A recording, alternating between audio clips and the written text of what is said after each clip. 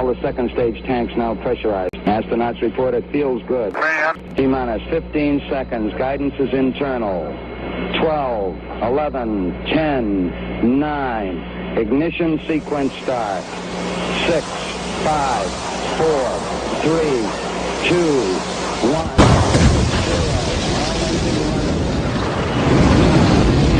Like a furry torpedo to the jugular. This is Honey Badger Radio. Radio with bite.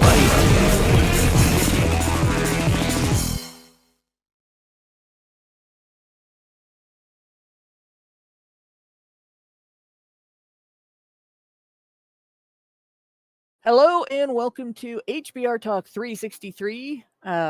More strong independent women. Now is accidental confession. Remember last week we were talking about how now basically confessed that those strong independent women rely an awful lot on men's money and on double standards. That if the Trump administration gets rid of either the double standards or the money, women most affected, right? Women are in big trouble. So we're gonna have some more of that today. There's quite a bit here to look at, more than we're gonna cover today. But yeah, there's quite a bit. And I will start with looking at taxation again. Not just because taxation is theft and it pisses me off, but also because it is kind of one directional. And I'm not talking about the band, One Direction. I'm talking about the behavior. So, but, before we do that, I'm your host, Hannah Wallen, here with Nonsense Annihilator Lauren Brooks and the personification of perceptivity, Mike Stevenson. I'm actually too old to remember One Direction. I refuse to remember One Direction. Are you kidding? That's like a kid band. Yeah, I know, and I do remember it, but I'm determined not to, and I'm disappointed in you, Hannah, that you even remember it. No, I can't get it out of my head. It's one of those things like earworms, except that every so often I remember that exists. You should aspire to expunging it from your brain. Well, you have to understand, I'm a Gen Xer. There's been a shitload of stuff like that has come and gone that it's like, oh god, not another one. I don't know any of their music, and I'm working on expunging their entire name from my vocabulary. I don't know what One Direction is. I don't know. There you go. I don't know what the noughties were. It doesn't matter to me. I don't know what anything after that was. One Direction is the street that you're supposed to go down in only one way, and that's it. Yeah. That is it. Yeah, exactly. But you have to be careful with that too, because if you print, well, it's probably better now. But back in the day, speaking of the naughties, when I was a wedding photographer and doing portraits and stuff in other communities as well, I went to Fort Wayne, Indiana for an event that I was photographing. I can't remember if it was a wedding or I photographed a few other things, dedications and other ceremonies and stuff. But I went there, and it might have even been for an athletic event. I went there to a location that was unfamiliar to me up until that point. And so I printed out, rather than, I'm not going to go shell out for a map, I will use MapQuest. MapQuest had an issue at that time that I didn't realize. It printed out directions, sending me the wrong way down a one-way street.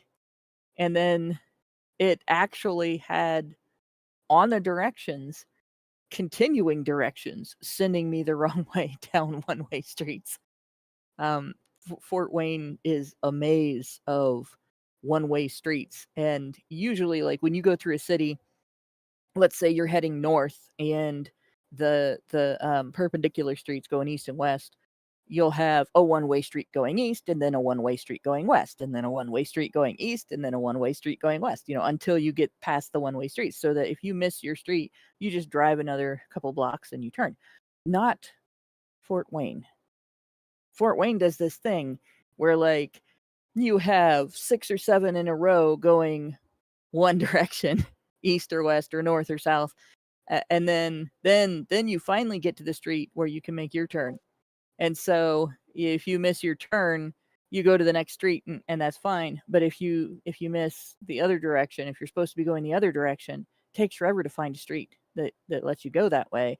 And then you might have a bunch of one-way streets going the wrong direction for you to get back to where it was such a pain in the butt. I was lucky I wasn't late. So well, there we go. I'm glad you filled our heads with this information, because this was be very careful if you ever have to stay out of Indiana. Actually, just don't go there. Michigan too. Ohio's better.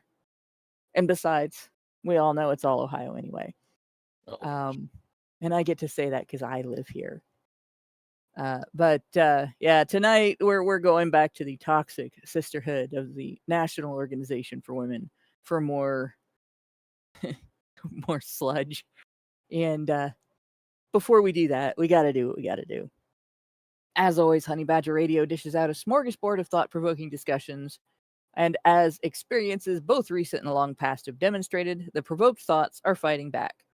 They've made it clear that for people like us, relying on third-party payment platforms like Patreon to fund our work is treading on thin ice, or building our house in the path of a rapidly growing wildfire, which hopefully eventually that'll end. But we don't know. We don't know what's going to happen, because here in the United States, every 4 years we elect a different administration, and there's been some shenanigans in the last 20 years with that we know about, and possibly going back further that we don't. So we can't rely on anybody else. We can only rely on ourselves. So in light of this, we strongly encourage our supporters to switch at least their support for us to feedthebadger.com, which is the most stable way to help us out. And if you want to tip us directly instead of relying on any social media platform's tip jar, the link for that is feedthebadger.com/justthetip. And as always, the same risk applies to our social media platforms, especially me, because I'm particularly mouthy, which is why you should further provoke the thought police by tracking our thought-provoking discussions on honeybadgerbrigade.com, where we will not get banned because it's our fucking website. So you can find your way to all of our content there, as well as a link to feedthebadger.com in the drop-down menu at the top of the page. And yeah, there we go. Right, the First Amendment protects us from government censorship. It doesn't protect us from the changing standards of the internet and the censorship of private companies. But with that, let's get into the meat of the discussion, the actual thought-provoking discussion. And we'll start provoking the thoughts tonight by pointing out the fact that they don't pay taxes. Like, they pay taxes, but they don't pay as much as men, and then they get a bunch of it back. So just a reminder, aside from a few women who are working household breadwinners, like Lauren, there's not, and I guess I'm in that category too, but I'm a married household breadwinner. I'm not always the head of household on our taxes, but sometimes I am, because my income is higher. Just depends on how much overtime I worked in the last year. Like last year, I worked so much overtime that my income was higher. That's not what my husband gets paid more per hour than I am. That should tell you something. That I worked so much overtime that my income was higher. But as I have highlighted here, unmarried women, it says, face a significantly lower average federal income tax rate than unmarried men, 6.3% versus 10.9%. Now, that's on average, right? We're talking most women don't have the conditions that most men have, which is the only person that they get to count as a dependent is themselves, right? Men only count themselves as a dependent if they're single. But there's quite a number of single women who have decided to reproduce with men they were not going to marry and make a household with. And so they are counting at least one child as a dependent on their taxes. And they're eligible for things like the Earned Income Tax Credit and then also a lot of public assistance. But the Earned Income Tax Credit actually reduces the amount of taxes that you owe, and in some instances can even, if you are a single parent with children, plural, in your home, you can end up getting back more than you paid. So you get back somebody else's taxes in that situation. And that is generally a Whammon thing. That is not generally a man thing. So it's like a direct ripoff there, in my opinion. And what that actually ends up panning out to, just this paper was cited by Google when it said this, and it's AI when it said this. A study found that unmarried male filers had an average tax liability of $5,221 as compared to $2,639 for women. So that's men having double the liability that women have in taxes. Men are paying double what women are paying. Men, and honestly, the few women who remain childless and then aren't married, because there's enough women now that when they don't get married, they are not remaining childless, that they're not having to pay much, and they may be getting some back. So it's sort of, it skews the numbers for women who are single and responsible, because those women are probably paying closer to what men pay. Now, if they do the work-life balance thing that a lot of women do, they may not be making as much money as their male counterparts in the same professions, who may be working different hours than they're working. Then they're going to pay less taxes as well, because our system penalizes you for working harder and earning more money. So just to start out, that's where, with that in mind, you know that most of the taxes are coming from men. Men are paying twice as much into the system out of the gate as what women are paying into the system, right? And we were looking last week at things like Social Security and all the DEI things that women sort of pushed for and voted for over the last several years, that do increase the cost of everything, because you now have human resources has to adjudicate that, I guess, administrate that, however you want to.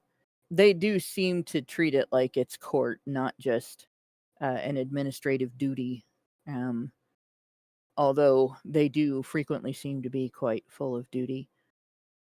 But so we looked at some of these other previous items, and a lot of it turned out to be things like, there was one of them that was COVID money that they thought should just be indefinitely part of the budget now. There were things that directly represented men being taxed to pay for women's stupid choices. And then there was also like the Social Security thing. Did we actually read the article on Social Security? I don't think we did. But what the article basically described is that the overwhelming majority of Social Security recipients are female, not just in retirement, where they are the majority in retirement, because men die sooner and women retire sooner. So you have, not only are they're receiving longer at both ends. They're basically burning that candle at both ends, which is part of the reason why the Social Security system is in dire straits, but it's mostly because it's a pyramid scheme. But or you could consider it maybe a Ponzi scheme if you don't like the term pyramid. They're pretty similar in some ways. But they're also the majority of people who receive disability payments through Social Security. And they're more the majority of people that get approved. And a lot of it is, like when you look at different types of disability, like people who are receiving disability due to loss of bodily function. Those people are men, but they're getting workers' comp payments and things like that, and so they're not receiving maybe as much, or they're not relying on the Social Security disability system, or they might not be eligible to receive disability because of their workers' comp money, depending on how much they get. And then, a lot of times men will struggle to not be disabled even when they are. And they'll have a disability that would qualify them, but they'll find something they can do.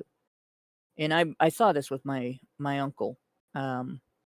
He just had terrible luck. He had a really bad injury when I was a little kid, and it was gruesome.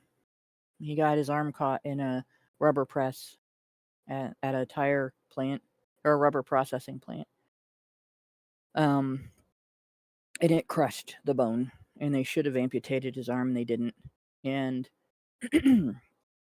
what they did do to try to save it just sent him on his body just didn't like it, I guess, and it sent him on this cascade of other health problems. And so he ended up, well, then he also had another piece of bad luck where a doctor left a sponge inside of him after he got his appendix out, after his appendix, went kaput after the work injury. So he had one arm that couldn't be used, and he had chronic pain from that. And then he had this injury, peritonitis, that took a little bit from every organ in his gut. And his entire stomach had to be removed. Not like just the, I can't think of the name of the surgery, bariatric surgery, where they remove part of it, or they use the band and they cut off. They took his whole stomach out, no stomach. And they took part of his small intestine, and then his esophagus was attached directly to his small intestine. And he had chronic pain from that too. Like every day, it felt like all day, like he was being punched in the gut.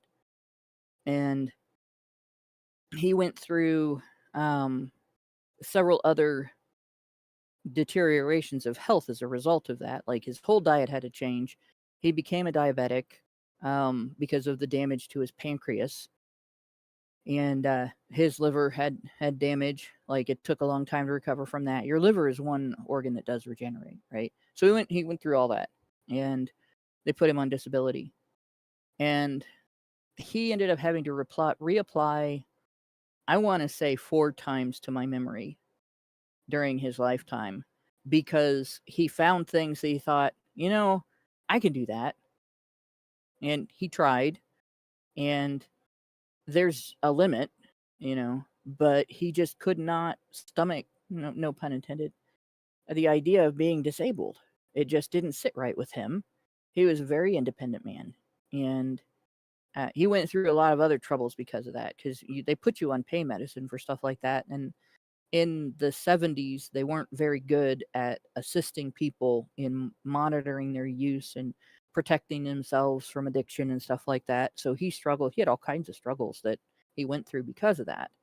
And that affected his ability as well. But even facing all of that, and it was part of his masculinity. I can't just be disabled. I can't just be helpless. I can't do that. Right. And it's something that I completely understand, because I have a rough time with that myself. But I could, if I had to, I could do what my doctor told me to, and I could deal with it. Right. My uncle couldn't. He could not feel like a grown man without a job. And it never stopped eating at him his whole life. Even when the rest of us could say to him, your situation is unique. There's nothing wrong with using the system that was put into place specifically for situations like yours. But there's more men out there than women that follow my uncle's path. I've got to figure out something there must be something I can do besides relying on other people's kindness, charity, or a system of taxation that is theft. And to be fair, he was also a very conservative man, and he might not have felt that way if he was a Democrat. But yeah, so when we look at Social Security, at the other end of disability, there's the mental health end of it, and women are more likely to get approved when they apply for that. Women are more likely to consider it a thing to apply for. They're more likely to get approved, and they're more likely to stay on it once they get on it, instead of trying to go back to work, trying to find something they can do. And men are more likely to accept this help when it's from family, because men, with or without the existence of a government, men tend to devote their time and their efforts to their family, and so then when the rest of their family say, "No, we're not leaving you behind. We're gonna do what we can for you," those men tend to accept that help, because that's the kind of help they're willing to accept, because it's the kind of help they've given for their whole lives, or at least for their adult lives. Men are kind of less willing to accept government help because it's something they've never given. Well, they've only ever given to it, and they've never seen a return on it, because that's how government works. They take 90% of everything you do, and they give you back 10%. That's crucially different from families. Families will take whatever you give them, and they'll give it back. They won't skim a bunch of shit off the top, because it's not about stealing from people you don't give a shit about. It's about approving of what the past generation has given you, and thereby giving to the next generation, whether it's sons and daughters and mothers and fathers, or uncles and aunts, or grandparents and grandchildren. Like, people are willing to make the effort for people who are that close to them. But when it all gets sunk by the wayside in favor of there's something I can call the government that doesn't make me sound like a lolbertarian. you get what I'm saying? I mean, it is a fact, men are accustomed to being the people supporting the structure, and therefore they don't feel right relying on it and leaning on it, because you're supposed to be the support. You can't be the support and lean on it at the same time. You can only be one or the other, right? Women are used to being the reason for the structure, and so they feel okay relying on it. Like, that's basically and explain it like I'm 5, or maybe 15 version of why men are less likely to try to rely on the government than women are overall. Especially for things that don't feel like a disability until somebody explains to you what makes it disabling. Like, if it's when it comes to things like schizophrenia, yeah, you can readily determine, like, somebody can't read because they can't process, and their environment doesn't look to them the way it looks to everybody else, and maybe they can't interact accurately with it. They're disabled. Like, that's a disability, and it's not. There's no shame in that, right? It's harder to see it when it's a level of mood disorder that prevents someone from being able to functionally interact in a workplace, and it's chemically induced. Like, you have a chemical imbalance that causes something like bipolar disorder or severe depression, where the act of starting a task is damn near impossible for you, and things like that. So it's you see more women readily accepting, okay, yeah, this is I'm disabled by this, and more men thinking, if I admit I'm disabled by this, I'm not a man anymore.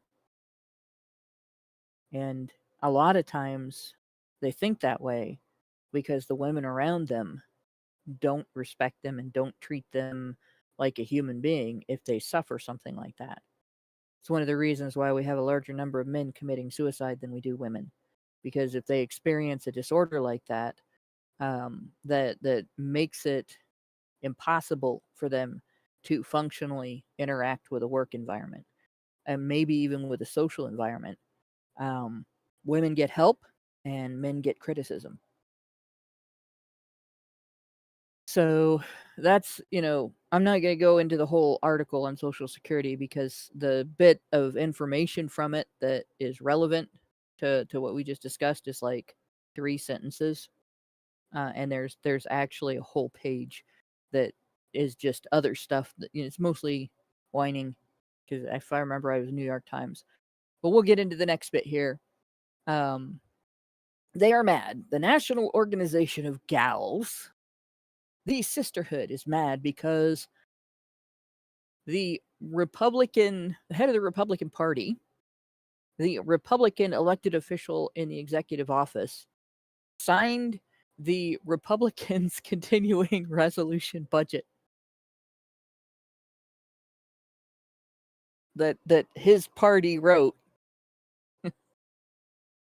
Sorry, I just had to say it that way because, I mean, what the fuck? Did they expect him to go against the Republicans? He's a Republican. He ran as a Republican. He's the head of the Republican Party, but he's not involved in the creation. He signed this Republican initiative. Yes, it probably originated with him. Well, yes, but Hannah, he's also a man. Of course. My God. How dare you? Who dare? How very dare. So the GOP continuing resolution budget, reducing funding for non-defense programs and services by $13 billion. March 15, 2025. Sorry. And they go on to say that it cuts over $700 million from rent subsidies for more than 3,200 households of low income and working Americans who will now face eviction, which we don't know that that's necessarily true, that they will now face eviction. But it cuts subsidies. It approved a $168 million shortage from what is needed to maintain homeless services across 400 communities nationally. And before you say, wait, that's actually men. No. So let me tell you how homeless services work nationally in the United States if you're not from here, right? If you're homeless and you want to, say, go to a shelter and stay there while you're getting back on your feet, or you're hopeless in your situation and you want to stay there, right? If you are a man, they'll serve you only if there are not women in line ahead of you, especially women with children. But even women without children will get prioritized over you. And if you are a man with children and they serve you, you got to talk to children's services, because what the fuck is a man doing with children? That's the attitude that they have. Like, why are these children with a man but they're homeless? Right? So this is still cutting. This is why the National Organization for Women is upset about it. This is cutting a service that is primarily dedicated to women. And if you look at the statistics on homelessness, 75% of homeless people are men, but 95% of unsheltered homeless people are men. Because shelter space is primarily reserved for women and children. And men are more likely to be able to get in there if they are married to or living with a woman and her children, and they're the father of those children, than if they're alone. So most homeless men who are by themselves, who are on their own, they just invisibly sleep in an alley somewhere or in a tent, like on the street in California. And if they have any kind of challenge, mental health challenges, um, addiction challenges, alcoholism, anything like that, they're more likely to be told, well, if you want to stay here, you have to agree to do this. If it's an addiction challenge, you have to agree to go to rehab. If it's a mental health challenge, you have to agree to get on a treatment program because they're treated as a threat. Right? David Shanahan points out, reminds me of that old headline saying 1 in 4 homeless is a woman, and people asking, okay, so what are the other 3? Right? And that's the answer. The answer to the other 3 is invisible. The other 3 are invisible. People will step over them on the sidewalk and then not remember that they passed a homeless guy. Well, I don't know, Hannah. Did you factor in the 72 other genders there? Because that might throw things a little bit.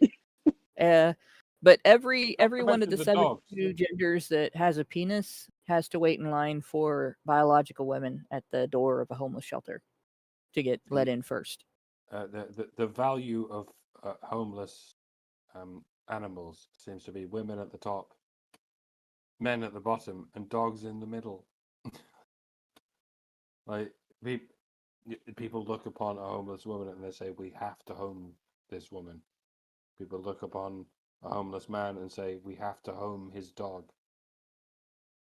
Yep. That sounds like a joke, but it's not even a joke. It's true. People have more empathy for dogs than they have for women, but for men. And I'm not saying, I'm not trying to brute force anything, right? I'm just saying, there's a lot of priorities skew with in that thing there. Yeah. Our priorities are skewed. There's a couple. It's not that we shouldn't serve women; it's that we should serve both sexes. And since the overwhelming majority of the crisis is men, instead of saying, well, we're going to prioritize homeless women and these men can just go fuck themselves, we ought to look at, why is this happening and how can we expand the system to help actually solve this problem instead of just sheltering people. And there are other things that we could be doing. If you look at the percentage of homeless who are men, within that percentage are a number of men who have been told by a judge, you should be earning this much. And that's what I'm going to base your child support and your maintenance for your ex-wife on.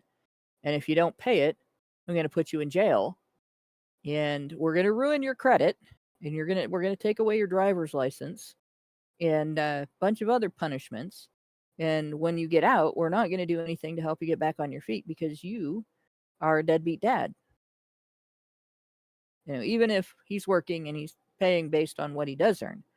And it's on him, while that money is being garnished from his checks, to hire a lawyer and fight that battle and say, well, actually, I only earn this much and I'm only able to earn this much.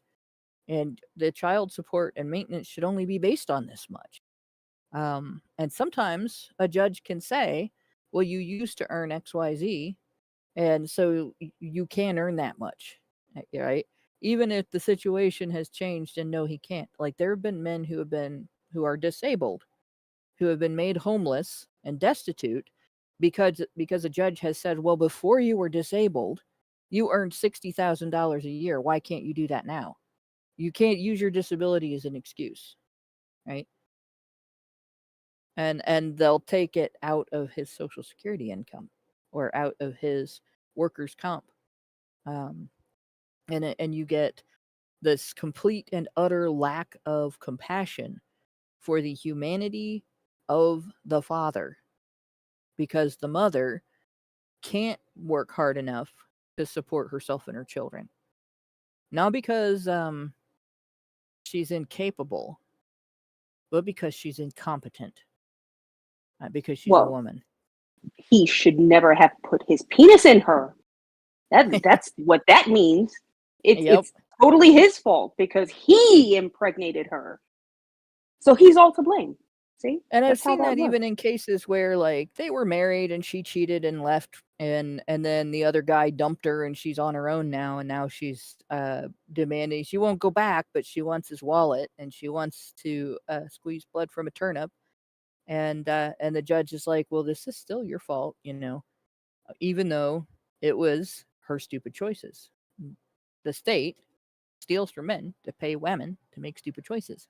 And yeah, there are situations that are the classic situation that people refer to as deadbeat dads, right? And quite frequently, they involve women who knew the guy was a dipshit when she fucked him. Right? There is a solid, irrefutable cure for the single motherhood epidemic in the United States. Teach our girls not to fuck dipshits. That's a really simple lesson.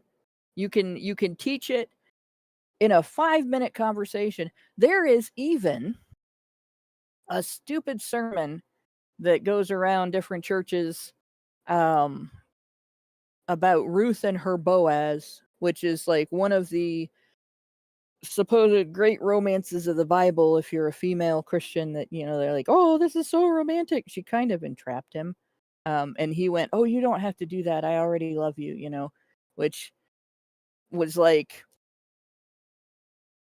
still, after she tried to do that. But, it is what it is. Like, we are all aware of this kind of thing, right? But they go on and say, yeah, you should be looking for your Boaz. Don't fall on the way for dumbass, broke as, and it goes on this whole list of different, ending in as because of the ass pun. And women don't they make that mistake every single time. They don't vet guys for character. They don't consider the consequences of making themselves vulnerable to the potential for having to rely on somebody that they knew was unreliable when they chose to get involved with him in the first place. Like, it's not a matter of whether he should become reliable because of the situation that you guys created together. It's a matter of, predictability, right? If he was going to become reliable, most guys, they'd be reliable already. And if they're not, you getting pregnant isn't going to change that. And if we teach girls that, they will protect themselves from that situation in much larger numbers than they are doing right now. Right? And the thing that's really bad about it is not only is that situation making a few guys homeless, more often it's the other situation where she wants a divorce, but she wants his everything about his financial commitment to the marriage. She just doesn't want to have to commit anything to him anymore. But when women fuck dipshits and make babies, instead of relying on themselves or going to their family and saying, I made a stupid mistake and I relied on somebody who's unreliable and he's not going to change. Can you help me get myself established? They rely on you and your tax dollars. And we're all out here telling women not to fuck dipshits. And we're all out here telling men not to fuck dipshits. But there are sort of different levels of what the average man considers dipshitty about the average woman, and vice versa. Like, men, no matter how you tell them not to fuck a dipshit, they don't know what a female dipshit is. They're just taught that all women are angels, and that there's almost no such thing as a dipshit. Well, she's got a body count of 200, and she's got an OnlyFans. She's got a visual body count of like 2,000. Well, that's not a dipshit. None of the above counts as a dipshit. Whereas women are taught, oh, he only earns 5 figures. Well, he's a dipshit. Like, yeah. And when you think about it, it's important to teach everyone not to get with a dipshit, but it all falls apart when there are different accounts of exactly what the fuck a dipshit is. Like a female dipshit is nothing, and a male dipshit is everything. Like yeah, when you think about it, we don't even recognize failure to adult in women. Yes. Like if you meet somebody and they're 30 years old and they've never had a job, right? They still live with their parents. They aren't looking for a job. They spend all day online enjoying some social activity, whether it's video games or social media, whatever, it doesn't matter. But they don't make any money at it. They're not doing it for a living. They're not necessarily even great at it. They just do it because it's what they want to do. And they don't have a plan in the future to support themselves, to become self-supporting at all. Right? We have a very different attitude in Western society, depending on whether that is a man or a woman. If it's a man, everybody's like, well, that guy's bad news. Like, what is wrong with that guy? That, you know, like, he should have had a job 10 years ago, maybe even 15. And by now, he should, if he's living alone, he should have his own house. Like, why isn't he married? Why isn't he dating anyone? Well, maybe it's because he's you know, living in mommy and daddy's basement, blah, blah, blah. Does he have a neck beard? Right? But if it's a woman, and we don't necessarily look at it that way, why hasn't some man come along and rescued her from this situation? Right? And if your child came to you and said, I'm going to get married, this is the person I'm going to marry, and that was that person's living arrangement, people do not tell their son, you know, this chick is never going to be any good for you. She doesn't do anything. But they will say that to their daughter. This guy is, you're not going to, you know, you're going to be supporting this guy for the rest of your life. They won't say that to their son. You're going to be supporting this gal for the rest of your life. Why? Because it's expected. It's expected that he should support her for the rest of his life. It's not expected that she should support him at all. Not even be half of the household income. Right? If she earns 20 to 30% of the household income, people act like, oh my gosh, she's working really hard. Even if they don't have kids. And even if she's not doing the housework. And if a guy is a high wage earner and his wife doesn't work and her whole day is just free time, whatever she wants to do, nobody turns around and says, oh, you know, this woman is just using this guy for his money.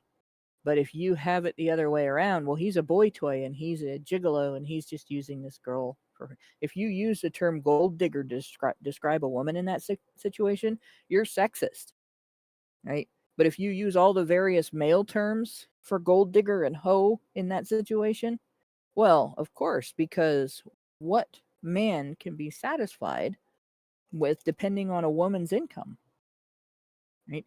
Even if his circumstances are such that he cannot depend on his own. I mean, it's no wonder men are more likely to try to become not disabled even when it's physically impossible for them to become not disabled.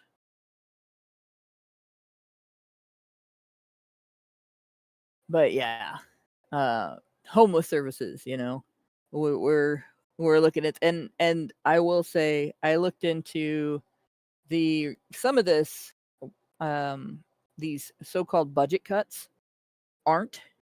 There was a proposed budget increase by the Biden administration that didn't get adopted by the Trump administration, and then there was a budget increase by the Biden administration that got the kibosh put to it by the Trump administration.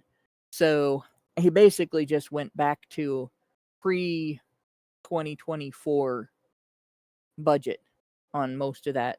It's almost entirely just not a huge budget increase. And then some of it is the end of COVID money.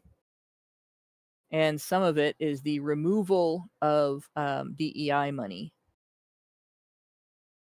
It then goes on and says, this about jeopardize funding allocations for programs assisting underserved populations, such as healthcare or health workforce training, minority health and women's health, college preparatory programs for low-income students, historically Black colleges and universities, and Hispanic-serving institutions. There isn't a college in the United States that says you can't go to school there if you are Black. There's not a college in the United States, a university in the United States, that says you can't go there if you are Black or Hispanic or a woman.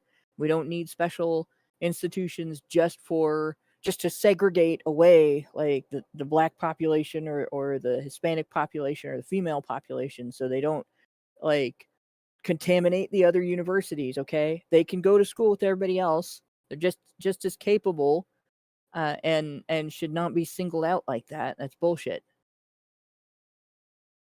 But the Democrats have always enjoyed their segregation.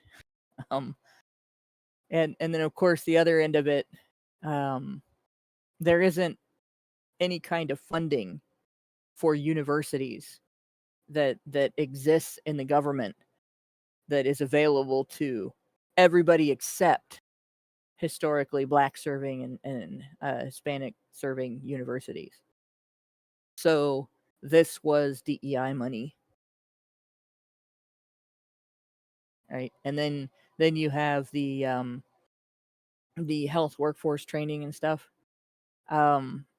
Here's the way the government handles funding for health force training is that they fund agencies and departments that write rules and regulations and then hand them down to your healthcare employer to inform your healthcare employer that they are obligated to do this new type of training or include this new thing in the curriculum or change their existing curriculum to exclude something that they were teaching before and at their expense. And there's not so much money being used to help the employers actually do that. And in fact, for things like first aid training and stuff like that, a significant portion of what employers like mine do comes from the Red Cross. They rely on the Red Cross. And they're not relying on them where the Red Cross is giving them this stuff for free. They buy it from the Red Cross at their own expense. Gutted funding for substance abuse and mental health services. Let's see if this is one of the ones I actually had open. Doo-doo-doo. Yeah. I think this is...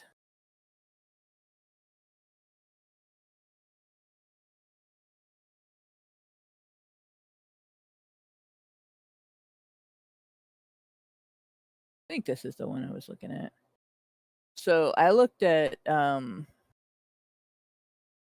that's SAMHSA, which is I guess the Substance Abuse and Mental Health Services Administration, what it does, and the Substance Abuse and Mental Health Services Administration isn't like an agency that creates, like there's not SAMHSA clinics that you can walk into that SAMHSA funds and runs and does all the hiring and human resources and all that. They give grants to outside organizations, to, like based on what they do, to do these services, right? And so I thought, all right, so they run these programs. What percentage of programs overseen by SAMHSA are dedicated specifically for women? And of course, now Google is very dodgy on this. They don't want to answer that question. So they start out by saying, well, they recognize the need for specific programs tailored to women's behaviors and health needs, but they won't say what percentage, right? But they'll go on and say 87% accept women as clients, but only 41% had specific programs or groups for women. Programs for pregnant and postpartum women. In 2005, only 17% of treatment facilities offered programs. That's a long time ago for that to be the most recent information, by the way. So they had to go back and look. The AI had to go back to 20 years ago. Like, that information is 20 years old. I wonder what the percentage is today. But apparently it didn't find any information on that, which means either the complaint no longer exists today, or it wasn't important enough for anybody to fight for it. But they did recently increase funding for women's health, specifically women's health, right? And so I thought, all right, that doesn't really tell me how much is, like exclusively for women. So I asked that directly. What percentage are dedicated exclusively for women or girls? And it has this whole list, right? Many treatment programs offer gender-specific or gender-sensitive services for women and girls. And it mentions women and girls in this, right? With such as gender matching with counselors, gender-specific treatment groups, gender-specific treatment content, whatever that means. There are treatment programs that exclusively serve women, target pregnant women or adolescent girls, or provide specialized parenting services. Increasing fundings for initiatives specifically aimed at improving women's behavioral health, right? There are programs like the Women's Addiction Services Leadership Institute. So they don't have, again, they won't say the exact percentage, but it's clear that SAMHSA actively supports and funds a range of programs and initiatives designed to address the specific and behavioral health needs of women and girls, exclusively for women and girls, by the way. What about exclusively for men? There doesn't seem to be any information on that. They just give this vague statement about how it recognizes the important aspects of gender-specific programs, but there isn't anything that says it's specific. There's one resource that's been published addressing the specific needs of men, but nothing, no programs, nothing that is exclusive to men.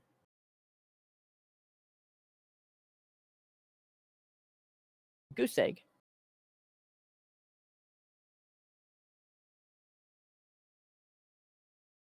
Mike, were you gonna jump in?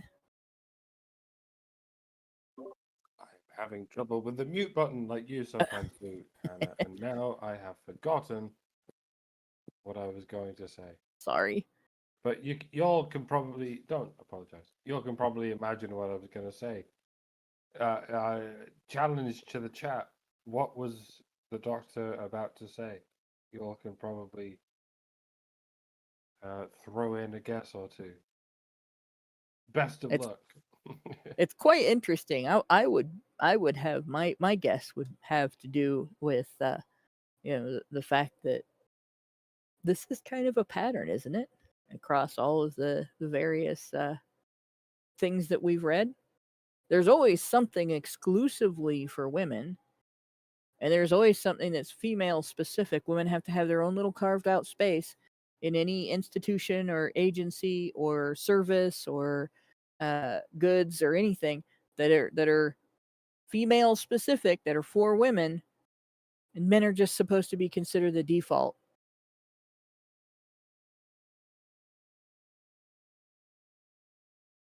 But yeah, it says while specific percentage isn't available, it's clear that SAMHSA acknowledges the importance of gender-specific approaches and supports initiatives focused on behavioral health needs of men and boys, except that there's nothing that the AI could find and reference that actually demonstrated that last bit. Right? It goes back to that article that doesn't actually. The article wasn't.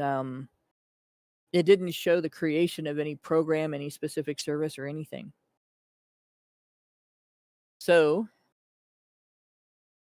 the National Organization for Women is mad that we are not funding programs that are largely female specific, that exclude men. Like that's it.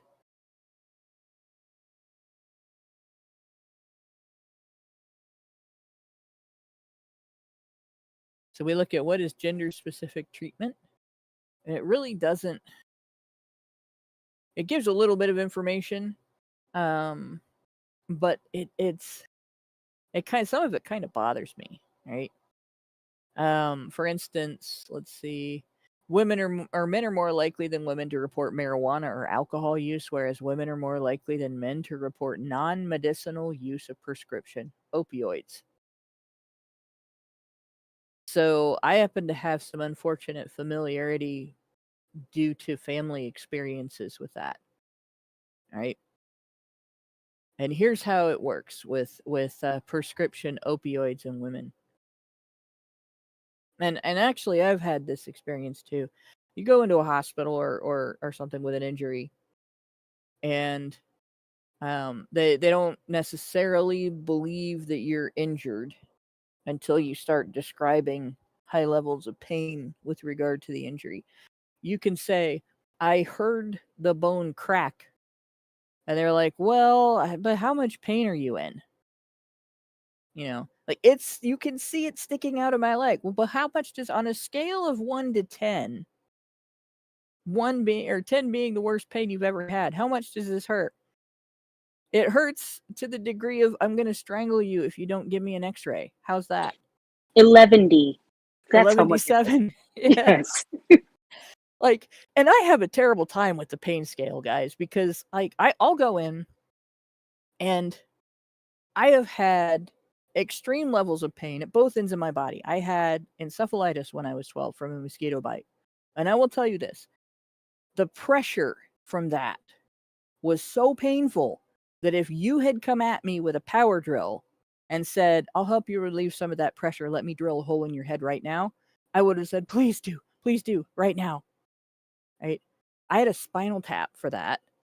They were testing for meningitis, and I got relief from the spinal tap. There was so much pressure. You know, to do this, they don't have a closed container. They have a container that is open, but when they do it, you know, your cerebral spinal fluid's not supposed to like go splattering everywhere. It just goes up into the tube's like super long. It's like a yardstick length tube attached to a needle long enough to get in between the bones of your spine. I know this is probably making some people queasy because I know a lot of people have that queasiness around needles. I don't have that because I had allergy shots my whole life. I'm like a human pin cushion. But when they stuck me with that, right, the fluid shot clear across the room and splattered all over the wall. Like somebody fired it out of a squirt gun. And they had to actually put something over the top so they could collect some of it.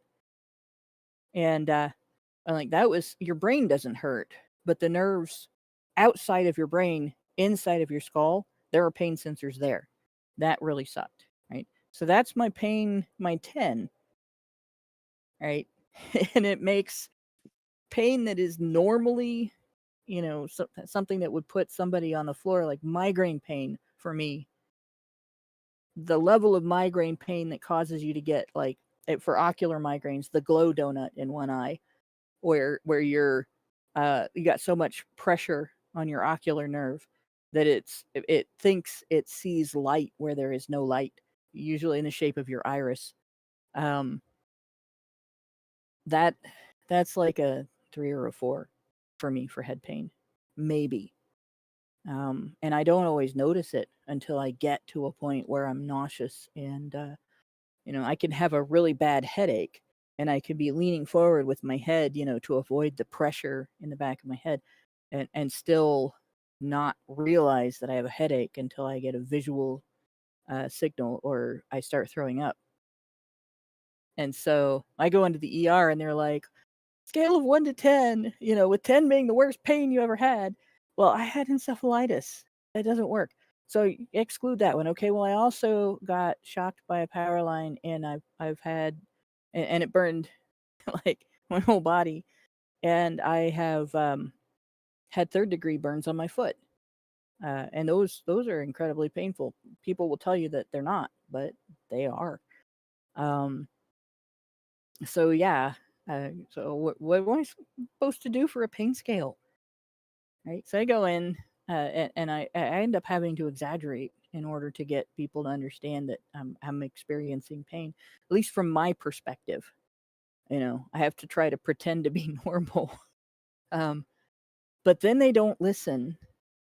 Like I went in one time because I had a sinus infection, and I'm not going to gross you out with the sinus infection story because it's very similar to the spinal tap story, but with infected snot. Not something y'all want to hear. But I had to have surgery for it when I was in high school. And like today there's other things they do, but back in the 90s or 80s it was surgery. And so when I have a sinus infection that gets particularly painful, like I go to the doctor because there's a danger that it could be the same problem again, where there's openings between your sinuses above and below your eyes and your nose that can get blocked. They can swell shut or they can grow shut because of repeated infections, which if you have allergies and you have a lot of mucus production, that's a risk. And I go in and I'm explaining why I'm sure it's an infection and not allergies, because allergies are not usually painful, they itch. And infections usually don't itch, they're painful. Not always, but when it's that dramatic, it's probably an infection. And I wanted them to send me home with antibiotics so that the infection would go away and I wouldn't have to deal with it anymore. And so I explained about the pain briefly, and I said, but you can't really give me any pain medicine because I'm allergic to some of it. And, I have some little issues that happen if you give me that stuff. So what I really just want is something to make the infection go away. And I get to the pharmacist, with this prescription that I get from the hospital, and he hands me back a bottle of specifically the pain medicine that I'm allergic to, which I wouldn't have been able to take it even if I wasn't, because I had to work with this sinus infection. And so I go back and to the pharmacist. I'm like, I can't take this. When he's like, well, I can't. There's no prescription for an antibiotic here. There's just this. So I just had to have him dispose of the prescription and leave it at that. And that's what happens. So, oh, you're a woman, you're in pain, give you pain medicine. Right. And if I had been a man, they would have treated me like I was drug seeking, even though I very specifically said no painkillers. Do not want painkillers. I want something to make the infection go away. So they don't listen either way. But if you're a woman, they try to relieve the symptoms without helping you. And if you're a man, they try to criminalize it. Right. But so women end up getting prescribed pain medicine more often for the same conditions. And then at the same time, you have the other end of it. 2 family members, 2 different results. One family member went at the beginning of her pain journey, which was really due to biological, like genetic conditions mostly. Like she went to a pain clinic to get evaluated. What's the best route to deal with all of this? They made a bunch of recommendations, and the insurance company was like, "We aren't going to pay for any of that, but you can get all the drugs you want." And she didn't want drugs, so they, she worked with them to find one that didn't make her loopy, didn't make her sleepy, didn't make her jittery, didn't interfere with her ability to do all the many things that she did. And for years and years, she very, very carefully managed that and kept it to a minimum and didn't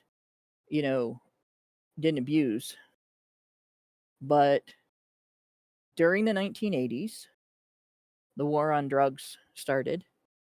And then during the late 80s, they started going after doctors who had patients who were on pain medicine for the long term. And the evidence that you were a drug dealer as a doctor wasn't patients taking illegal amounts. It was, if you had a lot of patients who were taking pain medicine. So if you treated conditions that caused pain, and you were prescribing medicines for your patients, you would get targeted, even if it was perfectly normal to expect that these patients would need pain and would be on pain medicine.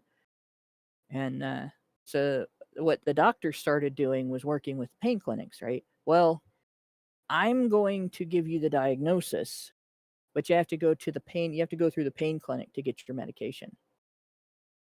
But what they didn't tell people was the minute that you sign up to deal with this pain clinic instead of your physician, you are labeled an addict. So large groups of people went through that. If you are seeing an oncologist, you're labeled a drug addict. If you are seeing a rheumatologist, you're labeled a drug addict. If you're seeing a fibromyalgia specialist, you're labeled a drug addict. Right? Yeah, it makes them easier to criminalize if they ever get into some kind of dodgy situation. It's disgusting, but that's how the system works, and how the government works. Yeah. Yep. And what ends up happening then, right? Women are more likely to go to the doctor for a condition where the main symptom that they need treated is chronic pain. Men are more likely to be like, well, my back hurts all the time now. That sucks. Right? And not do anything about it. Because why are you going to sit in a doctor's office to have your doctor confirm that you're going to have to take time off from work that you can't afford to take off to have a surgery that's going to put you down for a long time and might not fix the problem in order to address this, or take medications that your employer will fire you for taking, or that you can't operate the machinery that you use at work if you're taking it. So they don't go. They just power through it. And so they'll say that men who are on pain medication are more likely to be addicted, because when a man is in severe chronic pain and they do put him on pain medication, they just automatically treat him like an addict. So the other family member, severe chronic pain and on pain medicine, cannot function due to the pain level unless a medication brings that pain level down. And there's no type of physical therapy to get rid of this type of pain. Also has a whole spectrum of other health issues, right? Kidney issues and diabetes and a bunch of other things. And so there's the general practitioner who does not prescribe pain medicine. There's the kidney specialist who does not prescribe pain medicine. There's the heart doctor who does not prescribe pain medicine.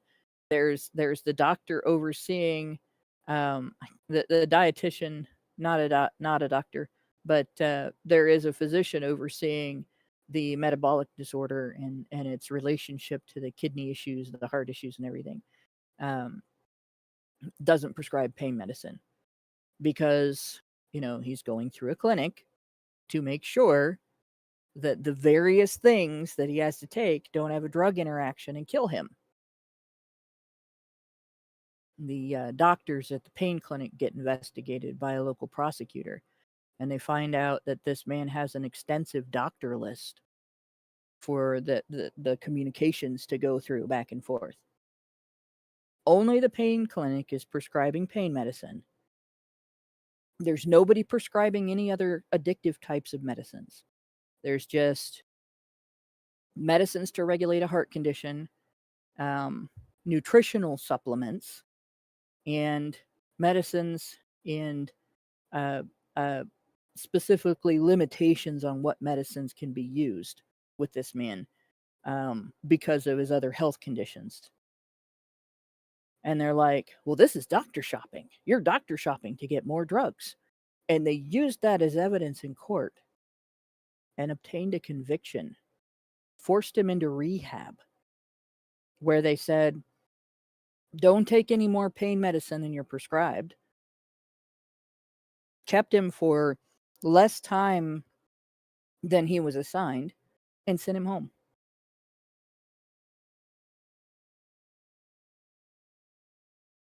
Like, no addiction, right?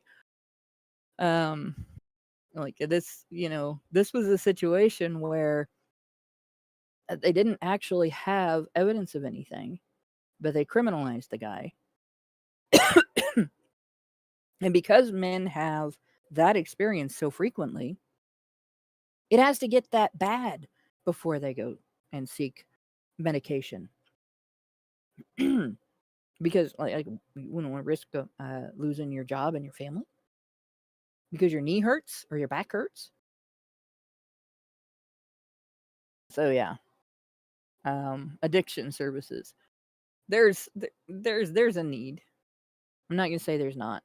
I have had a family member who experienced addiction, but there's also a significant need for reform, and just throwing money at the problem doesn't fix it.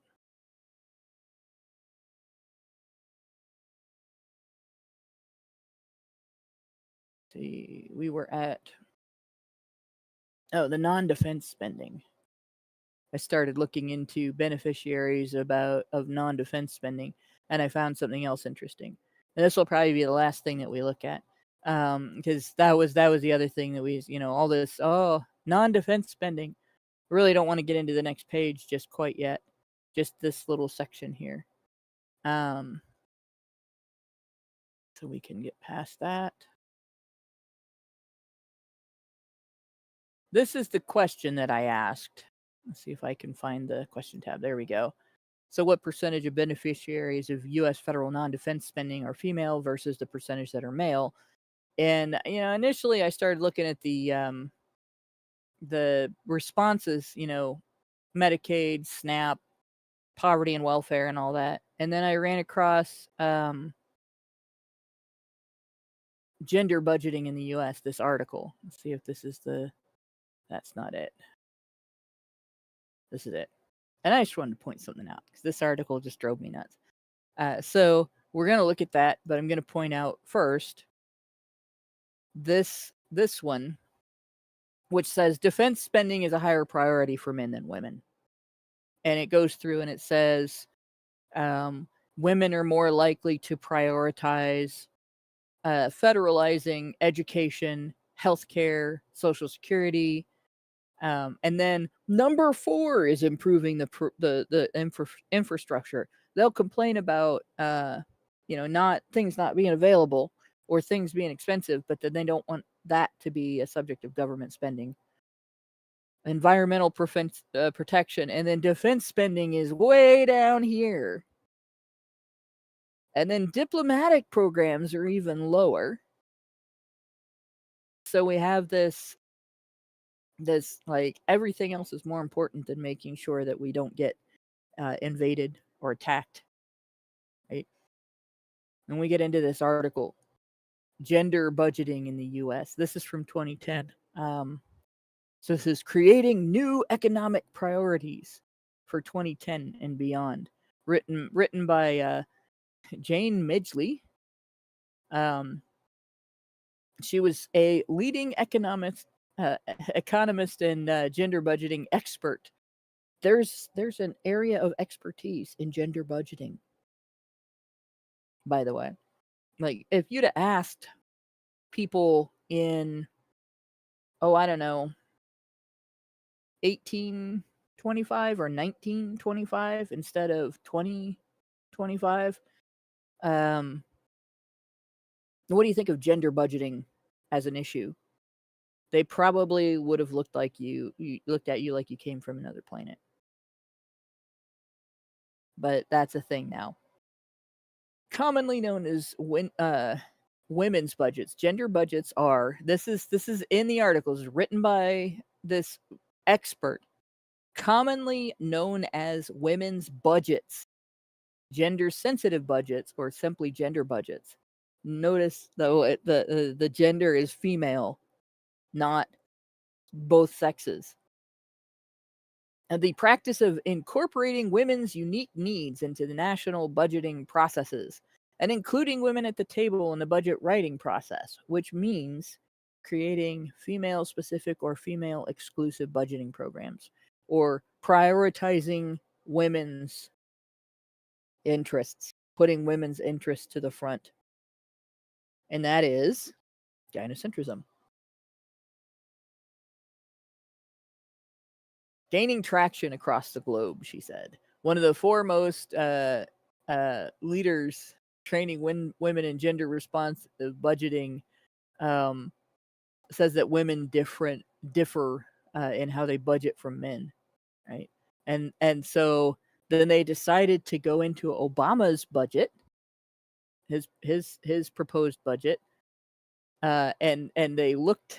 I've opened these in another tab because they're so small, right? So here is the budget that Obama had for 2010. And this big red area here is military and homeland security. Right? They didn't like that. That's first of all. And then we have all these other little pieces of the pie: education, employment training, social services, energy, environment, science, agriculture, housing, income security. Income security is actually social services. Then we have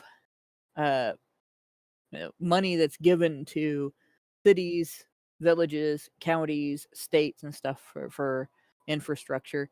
The court system, right here.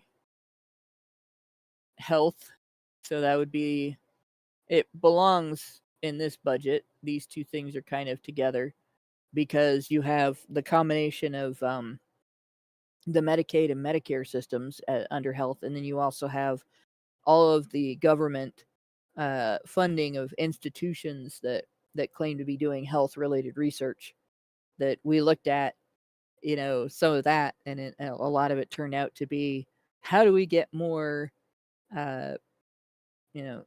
disabled Black, Hispanic women with one specific leg or one disability or something along those lines involved in this area of medicine that's unrelated to anything that we just described about them. International affairs. So all of these are really, really small areas in comparison. They're still big. I mean, we're talking, this is in billions, okay? So it's not $40, it's 40 billion. And this is 779 or 757.9 billion for the military. So she redesigned Obama's budget for him. How very, very feminine. And she really redesigned Obama's budget for him. Like, we'll go back to the original budget. This is the original budget, right? We have a great deal of defense going on here. military and homeland security. She cut that in half almost. And she cut international affairs. Increased a bunch of social programs, right? A whole bunch of it goes into health. She wants to cut the court system. I'm okay with that part. We can do that. She wants to federalize transportation, community and regional development. Does your city get to decide where they're going to put their bus station and how they're going to do their roads and whether or not they want to have a trolley? We have a trolley here in Dayton, by the way. I don't know how many cities do that, but it's I think it's kind of quaint. But I imagine that it's probably not as cost effective as people think it is. But it's electric, by the way. It runs. They're electric lines. It runs on electric lines. It's really interesting. But yeah, instead of the people of, say, Dayton, Ohio, deciding what the transportation needs of Dayton, Ohio might be, and funding that through taxes paid to the city of Dayton, she wants the federal government to decide, and then the federal government would pay through taxes that are taken from people all over the country. She wants more housing subsidies and probably more green energy. The federal spending on energy is not helping necessarily people pay for their energy. It's funding,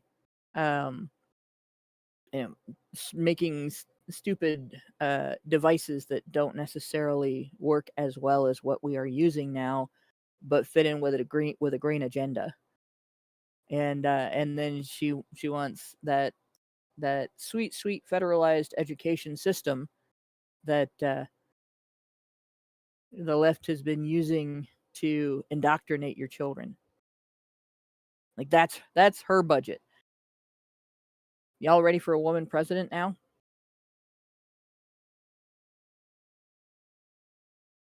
How many of you guys want to see the military budget cut in half and to pay for all this other stuff?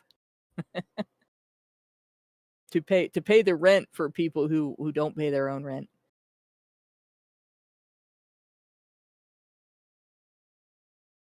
Did I lose you guys? Sorry, I'm having technical issues. Can you hear me? Yes. I can hear you.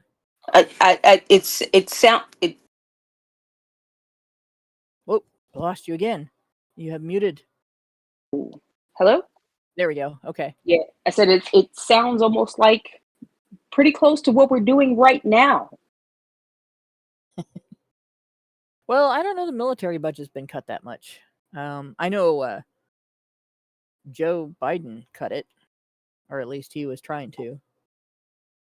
But yeah, I mean, the point is any kind of spending that takes away from our military budget just makes our country weaker. And I think there's a lot of bleeding hearts that, listen, I don't like war. I don't like the fact that we even have to have this huge military base.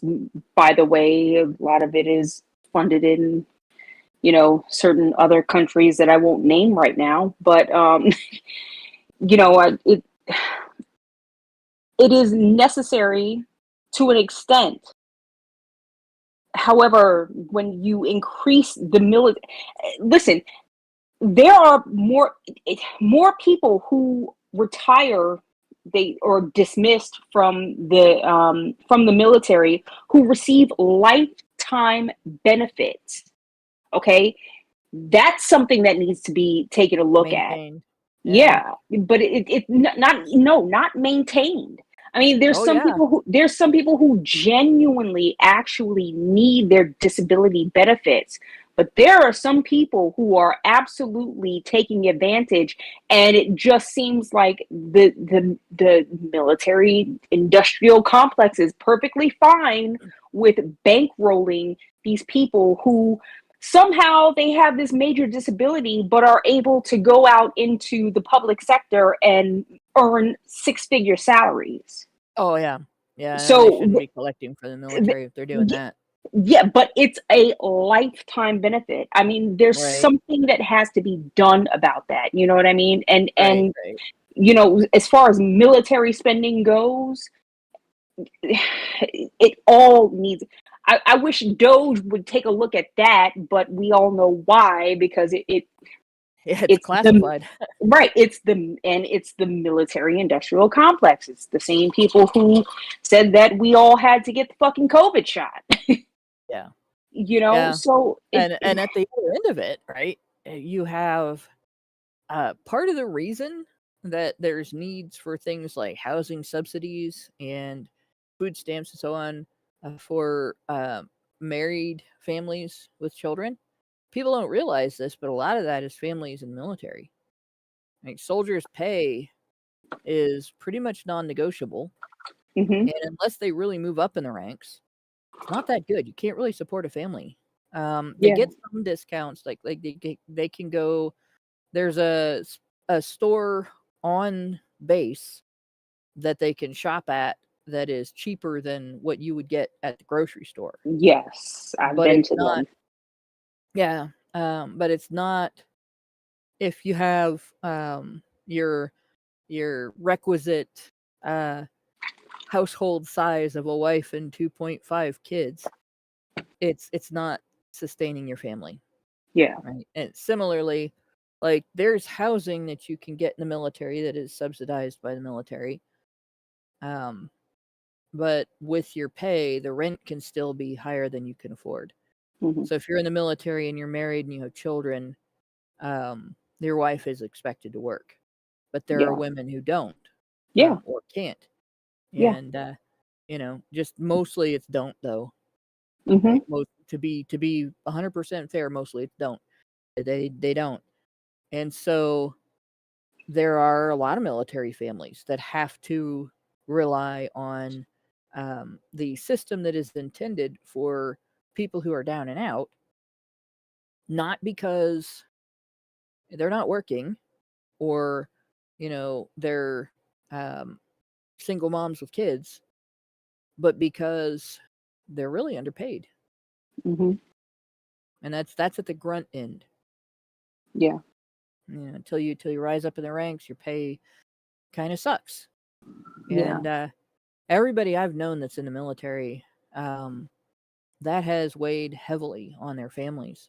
There's a lot of guys that I know who who have been soldiers for part of the early part of their marriage, and then they got divorced. mhm, Right, even if they were only soldiers for one or two tours, they like maybe 4 to 8 years that they were soldiers, and then moved on to something else. Got money for schooling and became, a doctor, a nurse, a businessman, whatever.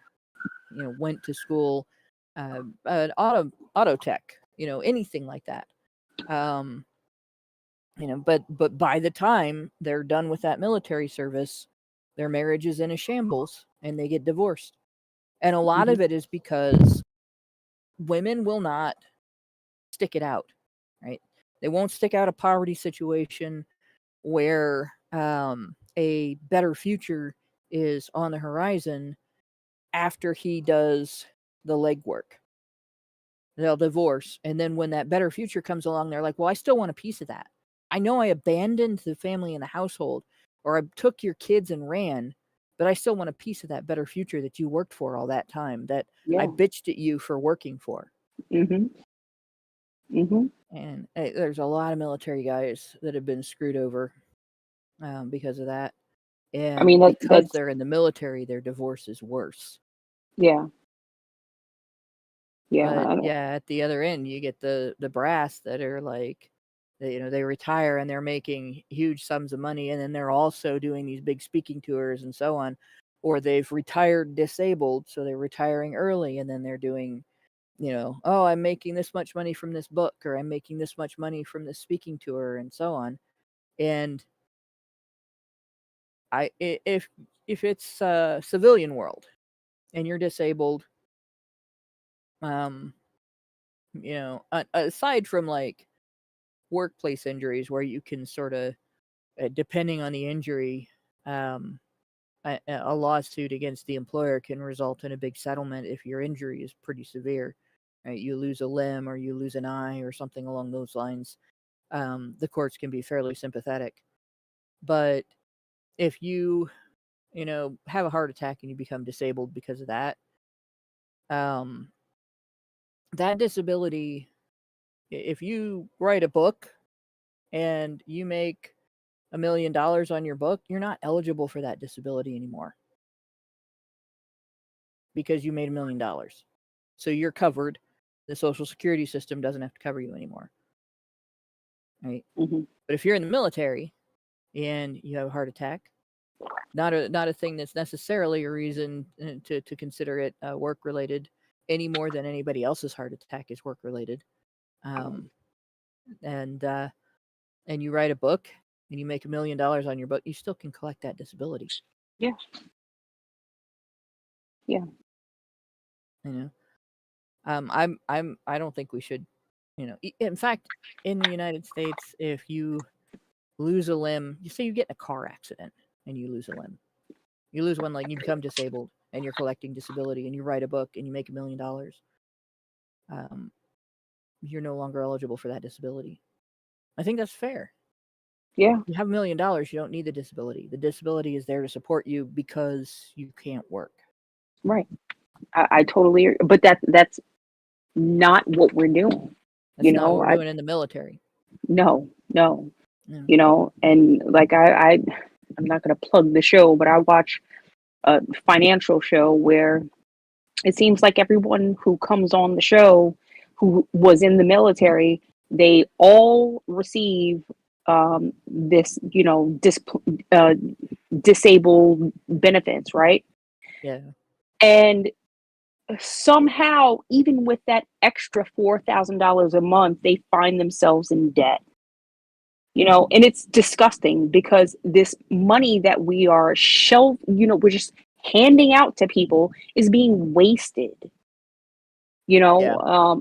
So I feel a certain way about it. Listen, the people who have major injuries, like lost a leg, lost a limb, lost whatever, have PTSD, like serious PTSD, not just, oh, I can't go into a grocery store because this white guy oppressed me. That's not, you know what I mean? That's yeah. bullshit. But again, there needs to be a major reform of the system. But what does that look like? And it's terrible. It's terrible because what we are doing, or what has been happening, is people listen. There's a distinction between the two types of people that go into military service. There are those that go to honestly fight for the country, who believe in what we're doing, and there are those that go into it specifically for the benefits, even if it's just, oh, well, they pay for my college, right? Okay, that's fine. Listen, I have no problem with that. But if you go and enlist and barely do the bare minimum, and you fall down and you sprain your ankle, and I can't work, I can't be in the military no more, and then you get disability for life. $4,000. I think that's the minimum. $4,000 a month. Full life. Yeah, it's disgusting. But there's another aspect to that too. Like, our disability system sort of is all or nothing. Yeah. Right? Yeah. You're disabled and that's it, Mm-hmm. or you're not disabled at all. Yeah. And there's an issue I have with that too, because there are people who become disabled due to circumstantial changes in their life, Mm-hmm. that it's such a hard change that it's not possible to hit the ground running. Right. But with assistance, it's possible to maybe get back up on your feet. Right. And start going again. But if you try on your own without assistance and you fail, you get cut off and you have to reapply and you have to go through the whole rigmarole all over again. And it would be better if our system did what it said it was going to do, because there's supposed to be programs that help, people, especially people with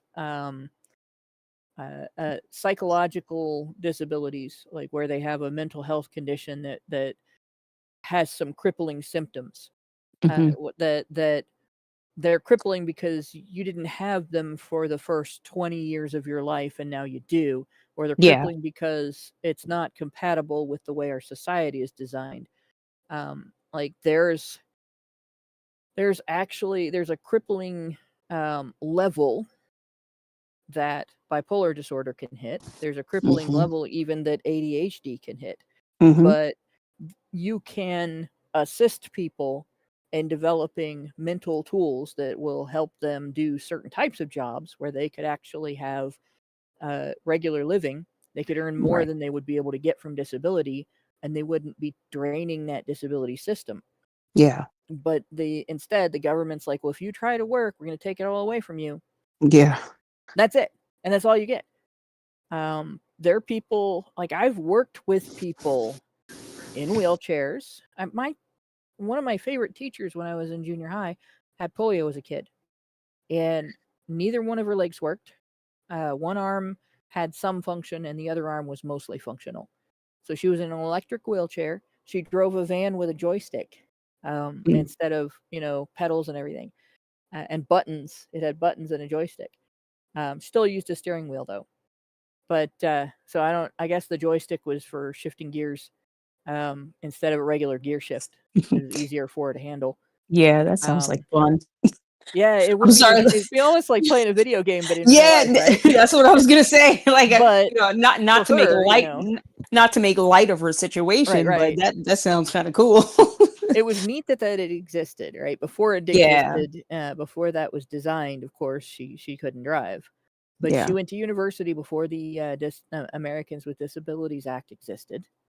She got hired into work before the Americans with Disabilities Act existed.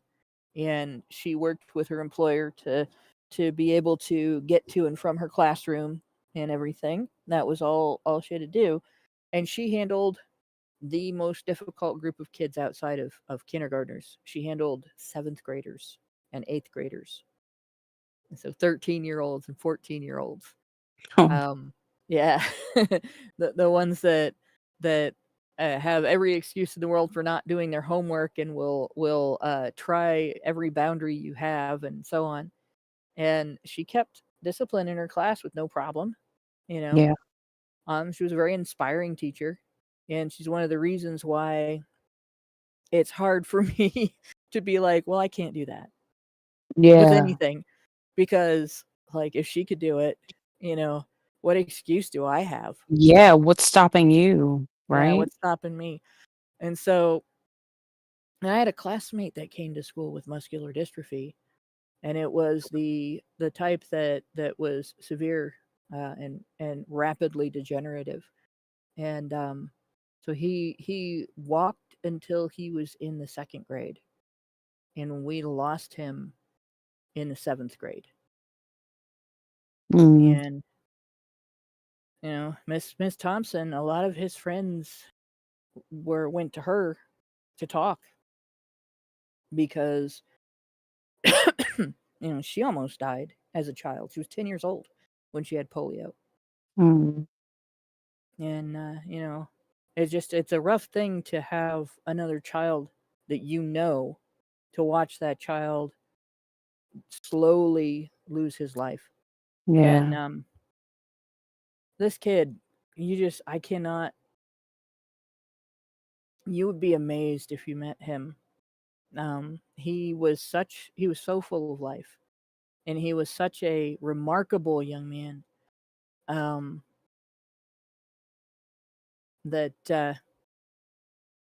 it just, again, you get to know somebody like that.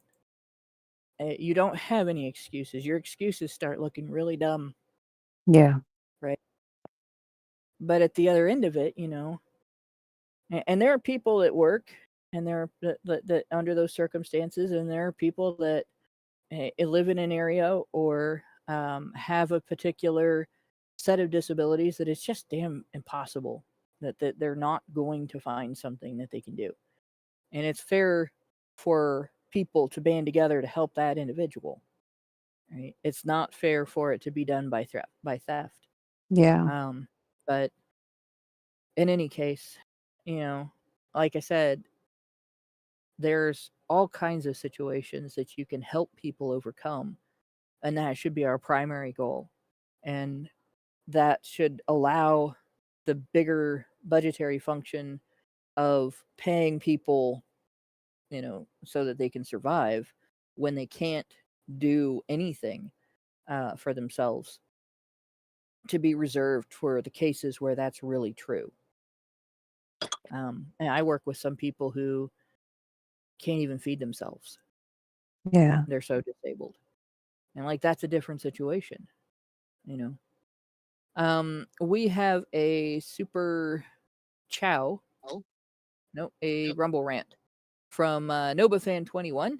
Said, I'm curious what might happen if enough men go MGTOW and live minimalist for long enough that taxing men for women's bad decisions is no longer possible for the American government. That's kind of part of the goal, right, of MGTOW, is not contributing to a broken system and getting as many men to go along and recognize you're feeding the demon. Stop feeding the demon, right? And unfortunately, it's hard to get men to stop feeding the demon because the demon looks like a model quite frequently on on all the promotional materials. And then when you go into job and family services, about half of the demon weighs 400 pounds and hasn't bathed in 3 weeks. Not kidding. You don't want to sit next to her. The bigger question is, how long would it take to equalize? Right? Yeah. Well, the really rough thing is, what would politicians do? Because neither party has a valid approach for this, right? The Democrats are like, how dare you? We're going to tax you more. We're going to force you. We're going to find a way to squeeze that blood out of those turnips. I mean, they don't even have an approach to the problem. Right. Well, no, you can't talk about the problem because you can't say single moms, are part of the problem. You can't say that being a single mom by choice at someone else's expense is bad. You can't condemn that. So how can you, if you can't condemn that, you can't criticize that, how can you reform the system that supports it? By the way, guys, being a single mom at somebody else's expense is bad. Always bad. We're going to get banned from YouTube now. Fuck. Go ahead though, Lauren. I mean, it's well worth it. But I mean, hell, even like, we thought Trump was going to, in his first term, we thought Trump was leaning towards, recognizing some of these issues, and it just never panned out. So I have no faith left in our political system to actually address these issues. I mean, I don't know what it's going to take for it to actually become recognized that, oh, wait a minute, what we're doing is wrong. We've taken a step too far, but it never will, because there is too much revenue generated from these situations, right? Like from the child support system, from family courts, from all of it, from women's shelters, and it's just, we have loosened the screws to the point where the engine is just falling off the fucking train. And who's going to fix it? Who's going to fix it? They can't be men, because we're in the process of breaking them. right? As Yeah. a nation, we are in the process of breaking men. Right. And the Republican Party, the really disappointing thing about the Republican Party is where the Democrat Party is just like, openly admitting, we're going to use taxes to squeeze blood from those turnips. We'll get it somehow, right? The Republican Party turns around and says, well, this is men's fault. Women making all these stupid choices, draining the system and everything. Why aren't men taking responsibility for their women? Forgetting the fact that women for 200 years have said, we're strong, independent women. We don't need no man. Give me your wallet, but we don't need no man. Right? We're not going to get married. We're going to raise our kids by ourselves. We're going to have all the sex we want, and we don't want any consequences. And if we have a consequence, you have to pay for it. It's your fault. It's not because we made those decisions. Yep. Right?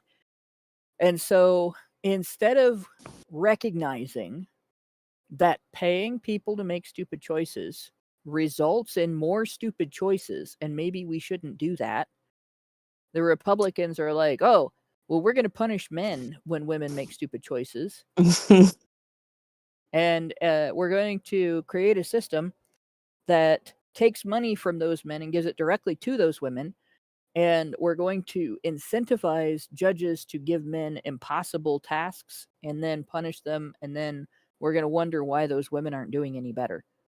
Right. That's part of what they're doing. And then the other half is they're talking about paying people to have kids without any kind of like vetting, that's are you that's married? that's not what we're already doing. Right. You know what I mean? That's the welfare system right there. And the problem is we can't even have that honest conversation because there are the bleeding hearts on the left and the right who will say, oh, but she's just a woman, and it's not her fault that she let herself get pregnant.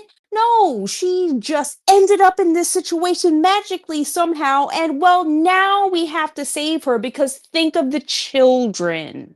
It was a knock-up fairy. Right, but it pisses me off because these people go, well, think of the children. Well, why didn't she think of the fucking children that she was about to have when she laid down and took that fucking raw dick? Yeah, it behooves me.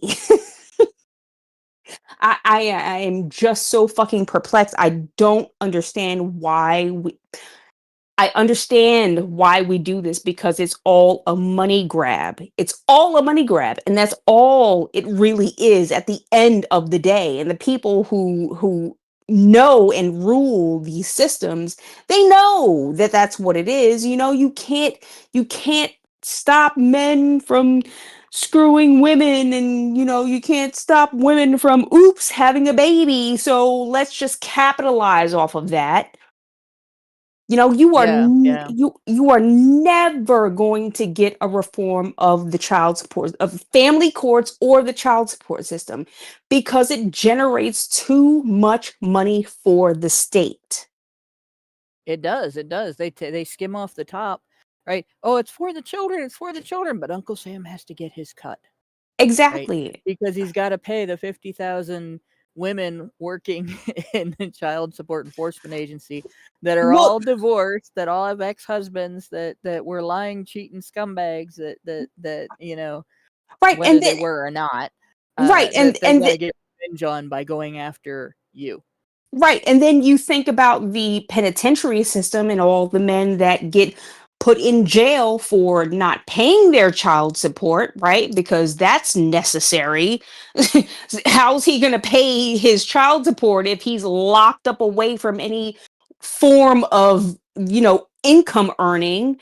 And let's also pay the police because they have to go and catch this motherfucker, right? It's a never ending. It's a never ending cycle. It's an Ouroboros. It's a Rube Goldberg device for transferring money from men to women. Yes. Where Uncle Sam's staple of hose gets a cut. Yep. They're the bottom bitches. Like Yes. the child support enforcement agents and the social workers and the child protective system and the workers in the Medicaid and Medicare systems, those are the bottom bitches. Yep. Everybody else, is hoeing out for that child support money. And then, Yeah. yeah, I mean, it's pretty much that kind of a scheme, right? Mm-hmm. And the Republican solution to this, the Democrat solution to this, is to openly admit they're going to squeeze the shit out of men, especially the men who are the most productive and create Mm-hmm. the most wealth in the country. They're just going to go Mm-hmm. after those guys as hard as they possibly can Right. and keep them from employing people by taking that money and putting it into government subsidies for women who have decided to be baby machines Mm-hmm. without, and produce future welfare recipients, or at Yeah. least kids that are 50% more likely because they don't have a dad at home. Or yeah, right. Or in the system in some way, shape, or form, Because if they're boys, they're also 50% more likely to be in trouble with the law at some point in their lives. Right. Right. And the Republican solution is to browbeat men into taking responsibility for these women instead of Right. browbeating women into taking responsibility for themselves. And Right. nobody considered the idea that maybe we should stop paying women to make stupid choices. And if you want more children, all right, the leading cause of human death in the world is abortion. It's being Yes. aborted. Yes. All right. Preach, sister, preach. 3 out of 10 babies conceived in the world Oh today my are God. killed by abortion. Yep. That is just shy of a third, just shy of 1 in 3. Unbelievable. Listen, Margaret Sanger, she came and she did her job, didn't she? She is her, and it's just disgusting because you have these children who are grown up in a made they like these fucking feminists. They love to say, oh, we live in a patriarchy, meanwhile 75% of your fucking kids are being raised by single mothers. Yeah. Okay, that sounds like a matriarchy to me, right? These children are growing up, they have no composure, they have no impulse control. They are led by their emotions, which sounds just like a what? Sounds like a woman. Yep. And it's disgusting to me because everyone will turn around and blame it on the man who isn't there. Well, why isn't he there? Why isn't he there? It's probably because he was an ain't shit man, right? Well, yo ain't shit pussy attracted an ain't shit man. But, most of the time it's just because, well, you didn't choose a father for your child. You chose a sperm donor. And that's what you got. That's what you got. And now you have these women who they have to try to figure it out and make it work. And it doesn't work when you're alone. Children are created by two people. And it takes two people, the mother and the father, to raise that child. Yep. But somehow only one has the keys to the uterus. Only one. But yet we blame the other. Yeah. And that's the fucking, because it's so easy. It's so easy for women to point the finger and say, no, it wasn't me. It was him.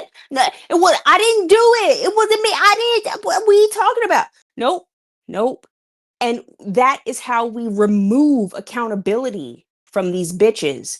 You know what I mean? They just completely remove the responsibility for your own actions. I didn't do it. You did it. I shouldn't have to pay for your fucking failures. You should. But that's not the society that we live in. We live in a society where our government says, oh, give us your tired, you're poor, and you're weak. Yeah. Well, and apparently that was taken to heart a little bit too hard. Too hard and for honestly, too long.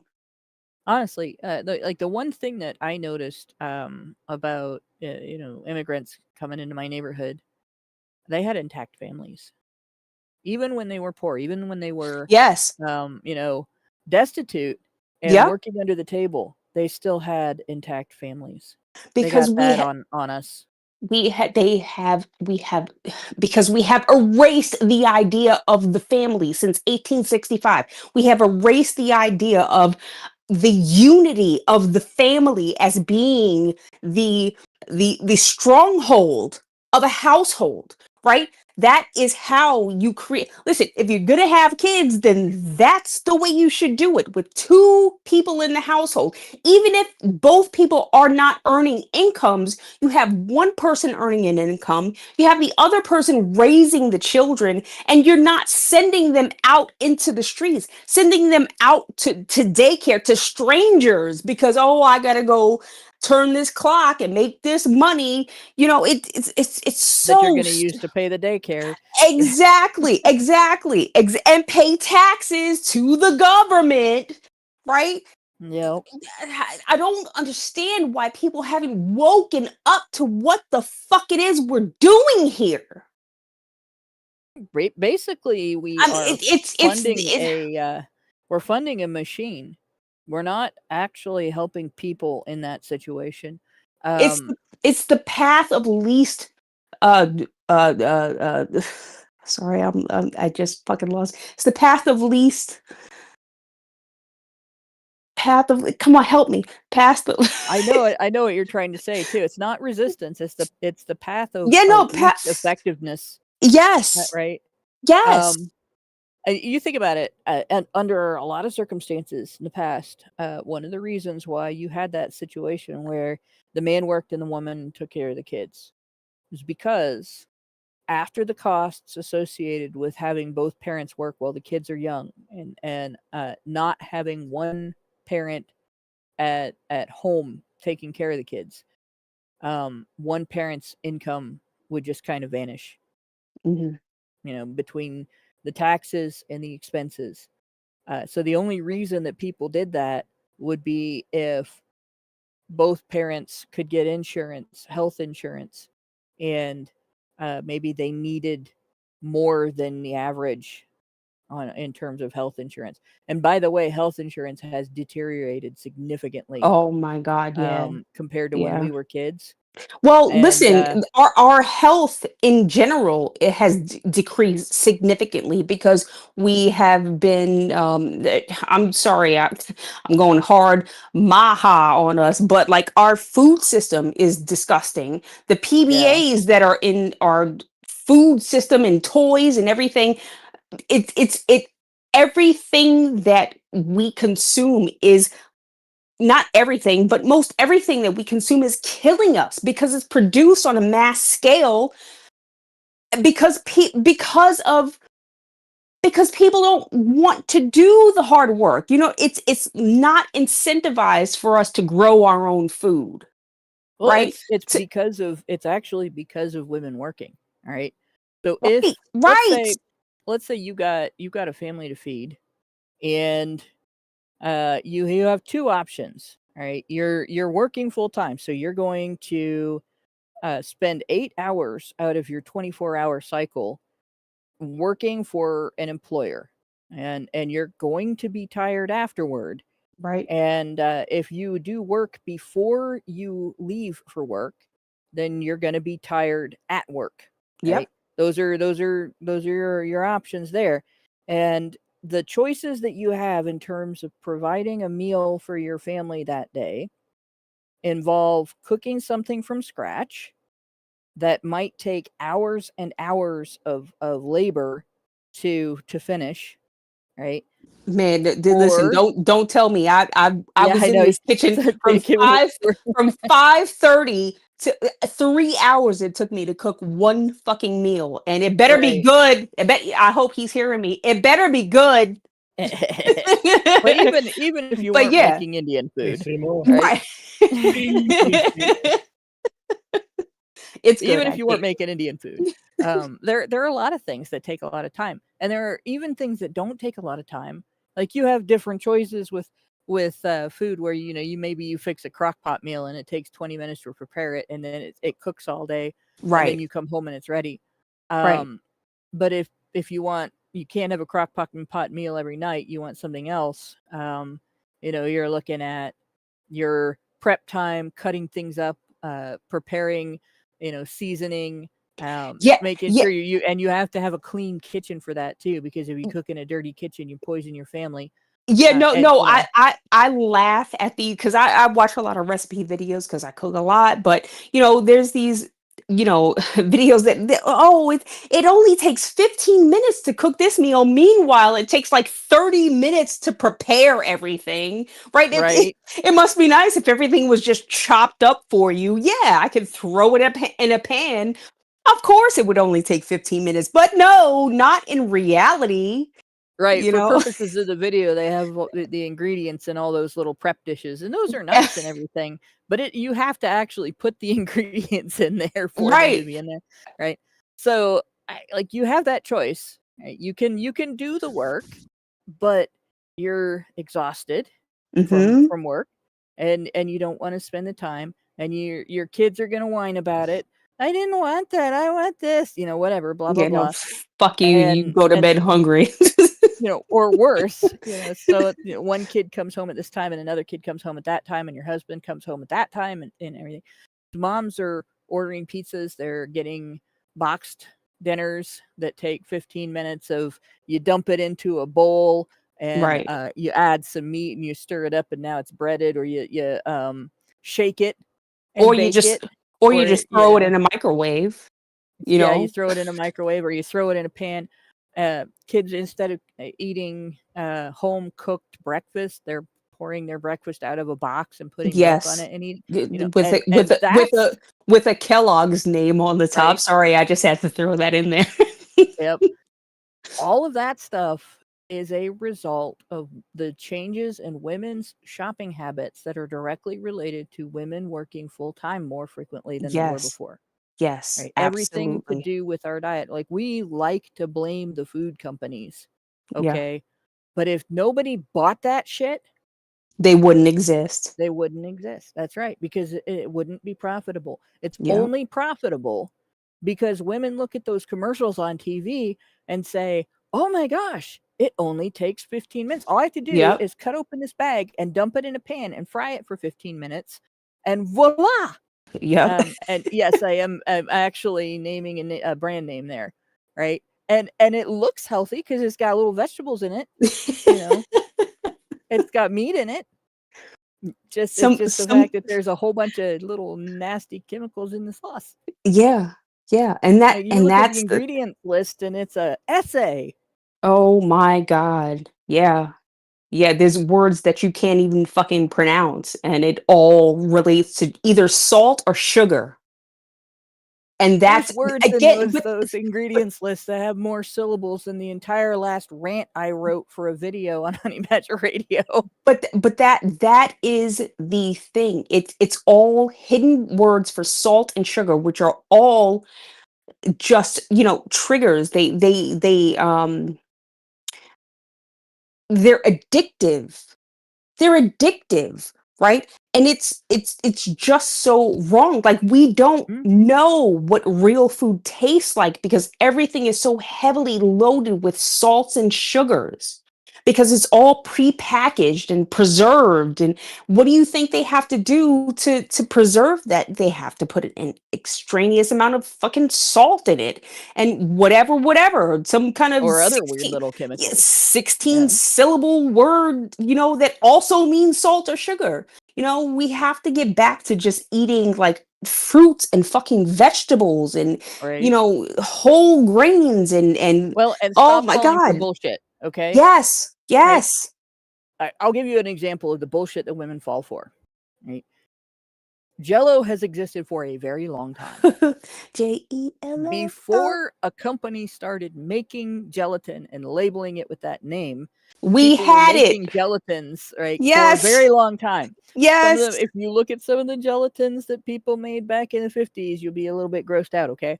But gelatin has existed for a very long time. Man, they used to put You know what I'm vegetables in. talking They about, used to put right? vegetables and shit in that. No, get the Mhm. hell out of Yeah. Yes. And be cold. It looks gross. I don't know what it tasted like, but it looks gross. But in any case, right? It exists, and it's been a dessert for most of our generation. Like there were still people bringing those savory gelatins to picnics and stuff when I was a little kid, and our generation wouldn't touch that shit with a 10-foot pole because it looked funny. Yeah. Yeah. But in any case, like it's been a dessert. It's had sugar in it, and we've known it, and it's had food coloring in it, and we've known it for all that time, right?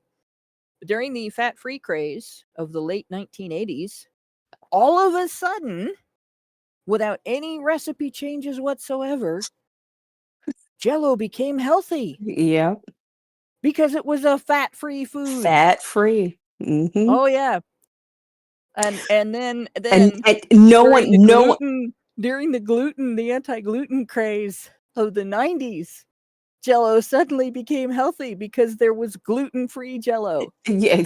Like And it's always been fat-free, it's always been gluten-free, but now suddenly there's a label because women fall for it and they'll buy it. They wouldn't buy it before, but now it says fat-free and they're gonna buy it. I'll give you another Dipshit. example. It's just like Tylenol, right? And then they Mhm. have the Tylenol that's specified. It's back pain. It's for your back pain. It's the same shit. It's just different fucking packaging.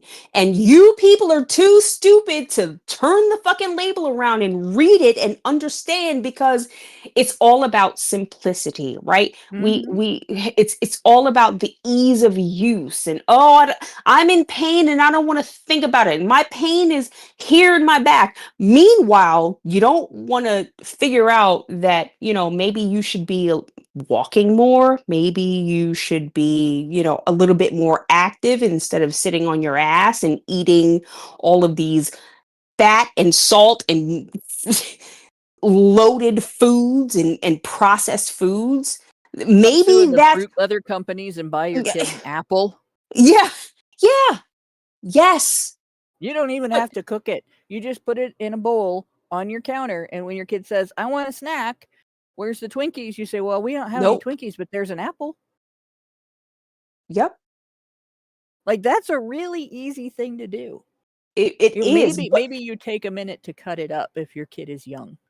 but again, it begins at home, and who is at home? It's who's in charge of the dietary decisions in the household. It's the mother, right? Because the father is the one out making the money to earn to put the food on the table.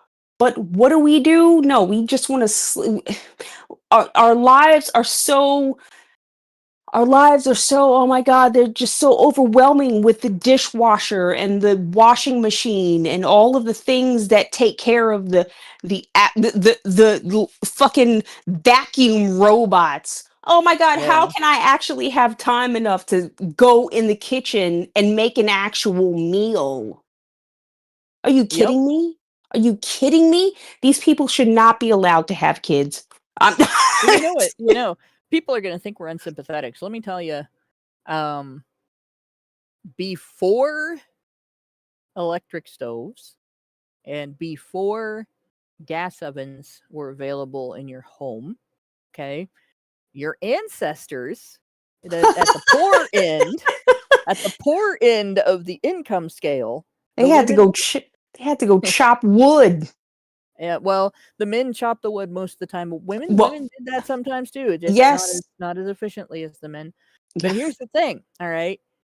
If there was a household where both the husband and the wife worked, say they were a mining family, right? Everybody in the house worked, They had okay? jobs. And Yeah. that included the kids. Mm-hmm. That included the kids. And then they still came home and did all the chores, but they didn't have an electric mixer Right. and an electric or gas stove. They had a wood stove. They might put a cooking pot over a fire. that they would leave burning in the fireplace, on a low level while they were at work, and hope that their house didn't burn down when they came home. Or maybe one of the kids stayed at home to tend to the fire and make sure the house didn't burn down. And they Mhm. hoped the kid didn't burn in a house fire before they came home, right? Right. But you didn't have this situation of, well, we're going to get takeout, we're going to go out to eat, we're going to get a boxed meal that takes a few minutes. It's shake and bake, and I helped. Right. Those things didn't exist, okay?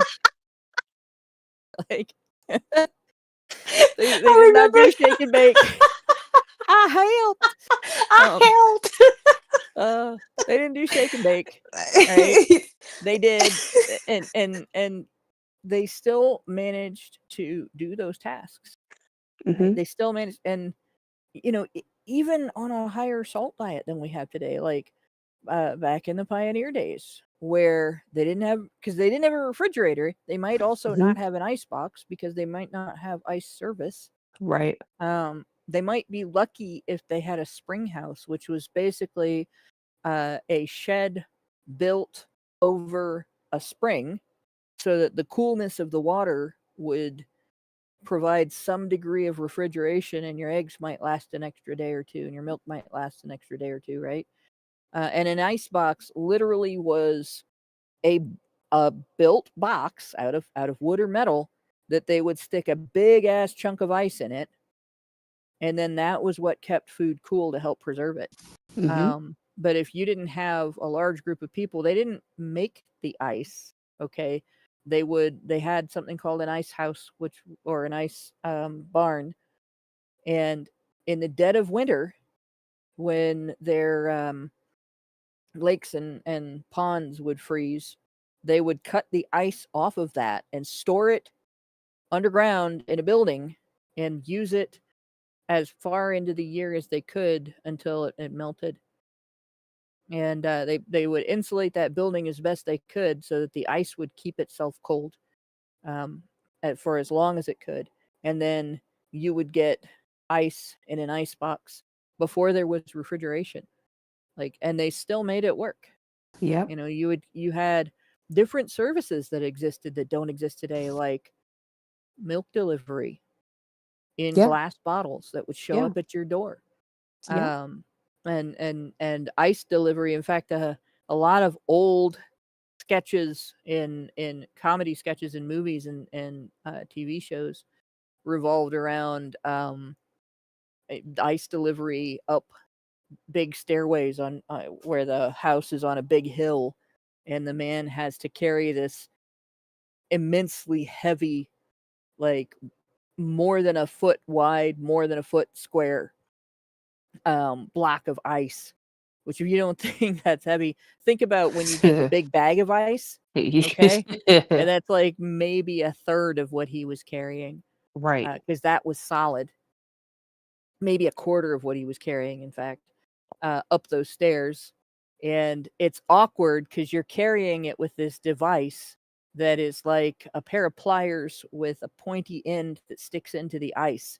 And Mhm. if you don't keep pressure on it, the ice is going to slip and fall, right? Um, so in any case, it was kind of like DoorDash, but for necessities. Yeah. And it was arranged ahead of time. You ordered ahead of time. And of course, before you could get on the phone and order ahead of time, when he showed up, you had to anticipate what you were going to need next week, Mhm. and order then, Yeah. because you couldn't just call him up on the phone and say, I changed what I'm going to order. And it wasn't until refrigeration, like electric refrigeration, was invented that changed. Yeah. And women still, manage to handle all of that.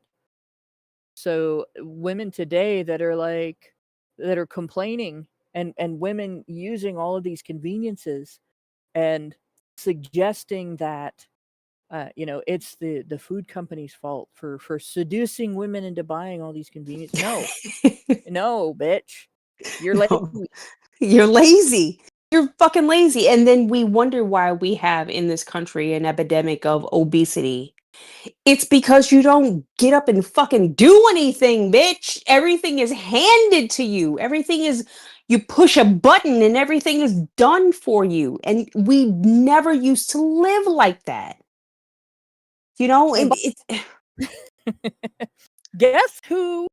Guess who was walking out onto the ice of those ponds and doing the manual labor of cutting through it, lifting it, carrying it, putting it onto the cart, transporting it to the building, loading it up into the building, and then transporting it to people's homes.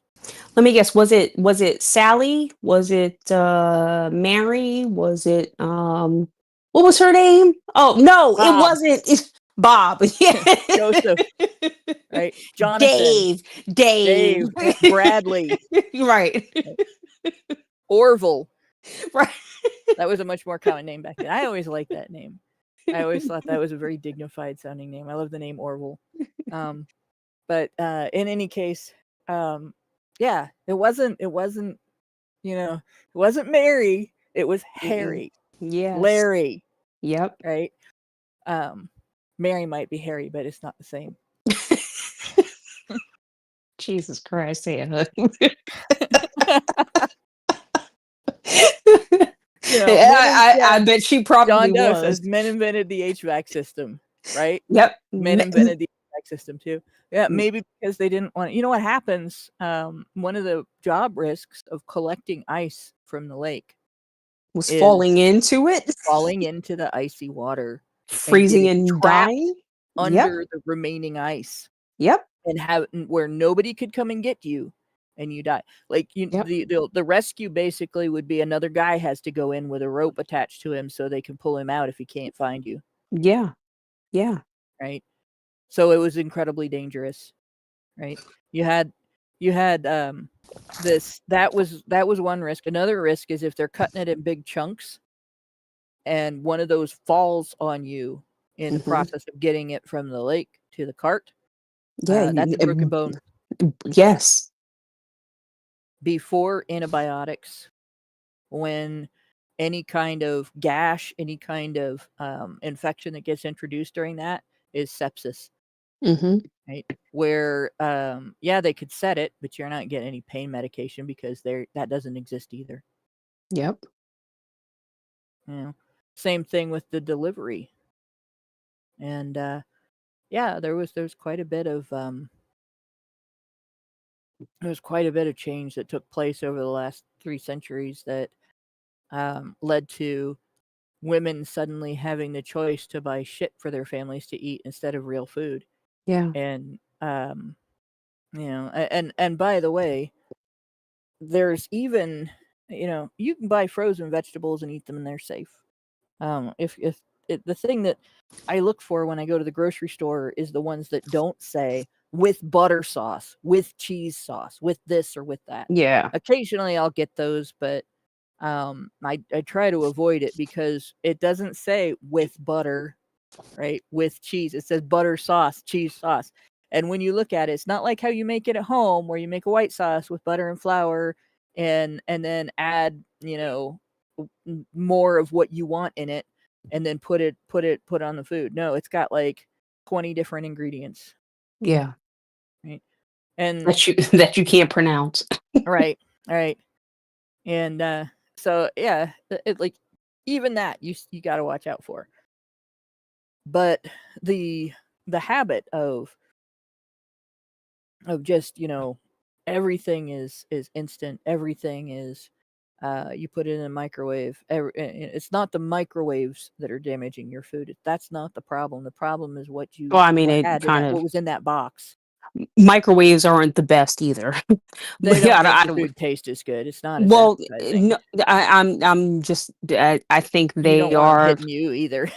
No, no. I think those are detrimental in different ways. They just I don't think microwaves are safe. But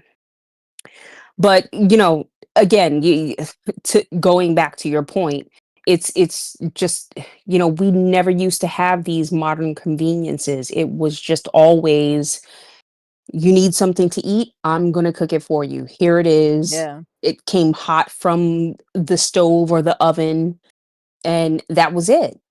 You know, Yep. it wasn't just, "Oh, it only takes 2 minutes. Let me boop, boop, boop, boop, boop." Nope, And nope. then along came the women of Gen X, whose Yeah. first introduction to cooking was an oven with the name Easy in it that didn't Yes. turn on with a light bulb. Yes. Yeah, which I didn't have one of those when I was a kid. I asked my mom for the one because my neighbor had one. The girl was she was a few years older than me. I was still in elementary school when she started high school, but she was nice. And sometimes when she was at home and not out doing stuff with her friends, she played with me. She had this easy bake oven, and I just thought it was the coolest thing since sliced bread. And I went home and I was like, I want one for Christmas. My mom's like, no, that's not what we're gonna do. She Yeah. started teaching me how to cook, Yeah. and by the time I was 12, I could cook a full meal. My Mhm. first full meal that I cooked for the family, my dad sat down and started complimenting my mom, and she goes, "Hannah made this." And Wow. I thought he was gonna burst with it was the Oh. most one of the most, like, you build up your kids, you Yeah. want them to be proud of their achievements, but I felt like, mom just told my dad, "Hannah won the Nobel Peace Prize today." Yeah. Yeah. It was so great. Um, so I got to use the real oven thereafter, and, of course, the first taste of that was that moment. But, the rest of my childhood, I did things like, well, when my brother would have all the guys in the neighborhood over because he had all the Star Wars toys, and we had, like, 30 or 40 toy play guns that were like replica Old West guns and stuff like that, and squirt guns and stuff. And so we had play this is America. We had a game we played that was just called Guns. Where it was like it was like tag where everybody is it, but with pretending to shoot people. You're just pointing it and you're yelling, "Bang! I shot you. You're dead." And then you have to, if you got shot, you had to fall down and count to 10, because that was, and then you were a different, you re-upped. Um, this was before video games. We invented re-upping, guys. Uh, but then, we did others. We like squirt guns were, our whole summer. Like you'd be, I'm go to the grocery store, down the street and come back with bags of groceries in my hands. And I'd be walking up the sidewalk to the house, and all of a sudden there'd be 6 boys coming around the corner with squirt guns and get me. Um, so I take the groceries in the house really quick, and I go get my Uzi. Caught you slipping, bitch. Yep. Oh yeah. Yep. And so like you better be packing because you're gonna get squirted. The boys I grew up with were so much fun. But because of that, like you'd have 15 boys over, like, oh, that's time to make cookies. Yeah. Because, Yeah. not only because I enjoyed the cookies, but because the most fun thing in the world would be to pull those out of the oven, put them all on a big platter, and then say, just kind of moderately loud enough for them to hear, "There's cookies." And then Mhm. there's this stampede. Pshoom! Yes, yeah. The next second you look, like you blink and all the cookies are They're gone. gone. Gone.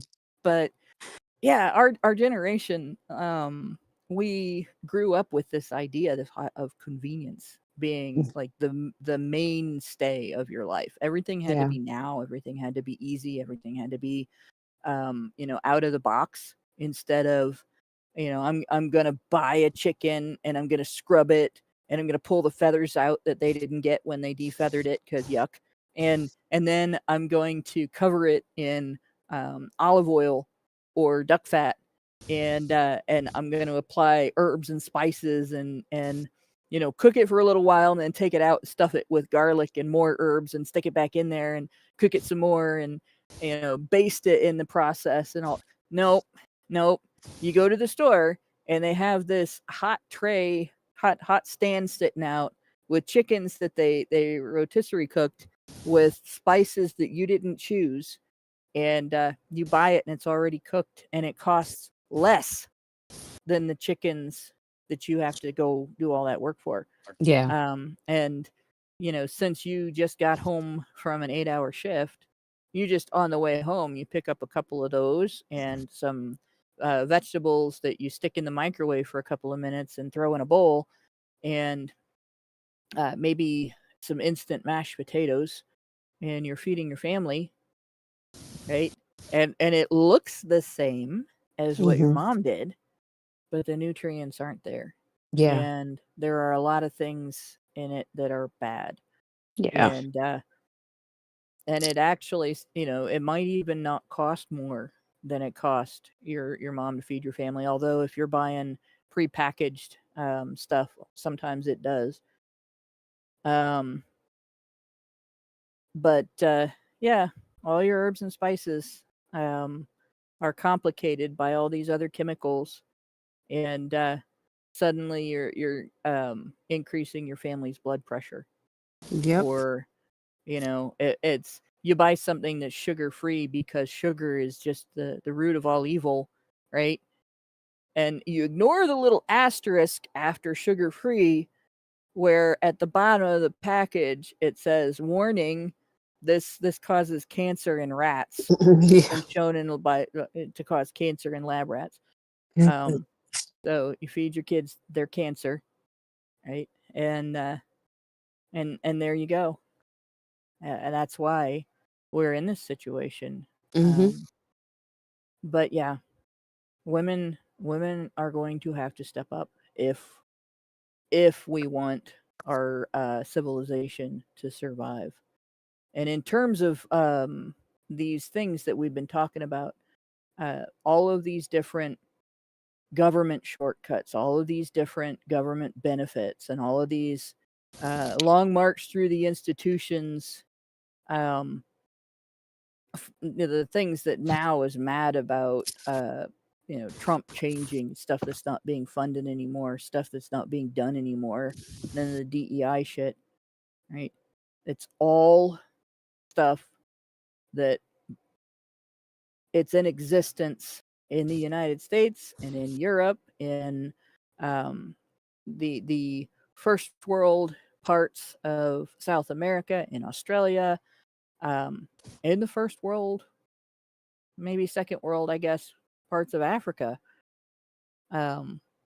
because women buy too much bullshit. Mhm. And Absolutely.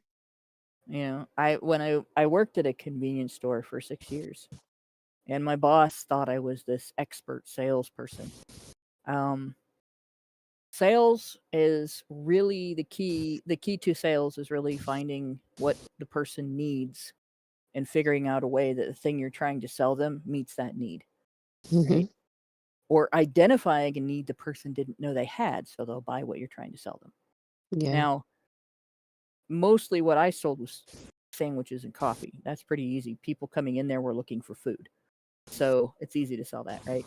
But she was like, "Oh, I could probably put bags of poop on the counter, label them 99 cents, and Hannah could sell them."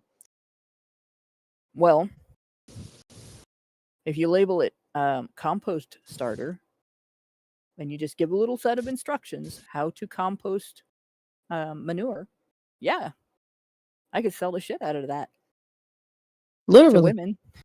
To women, I could Mhm. sell women bags of bullshit for 99 cents if I Mhm. called it compost starter. They'd be like, "Oh, I should be composting." Give them an environmental pitch. Probably about 80% of women that came in could be guilt tripped into buying a bag of bullshit off of Yep. the counter at a convenience store, and taking it home. Look, I got some compost starter.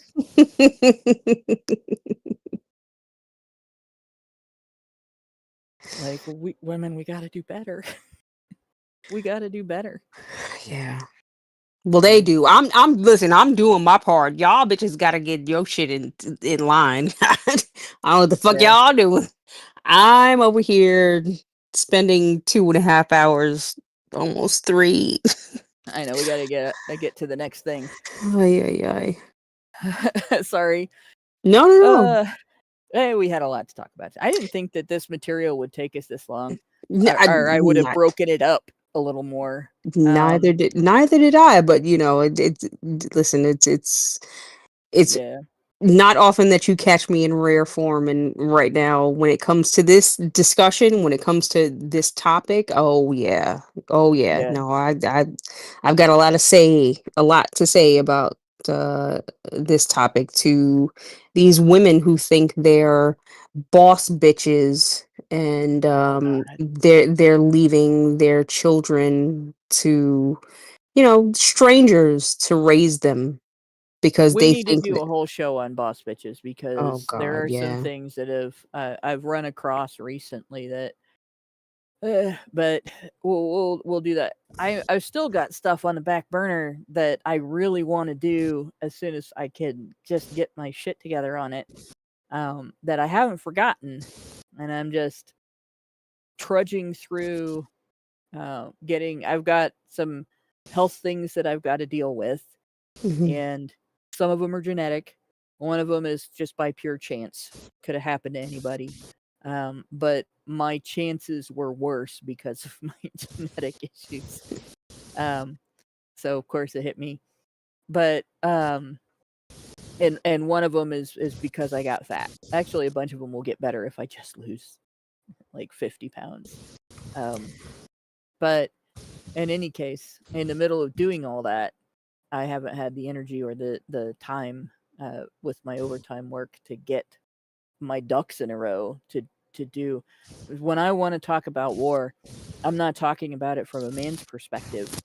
So my level of research that I have to do and ducks in a row that I have to ensure is a little bit higher.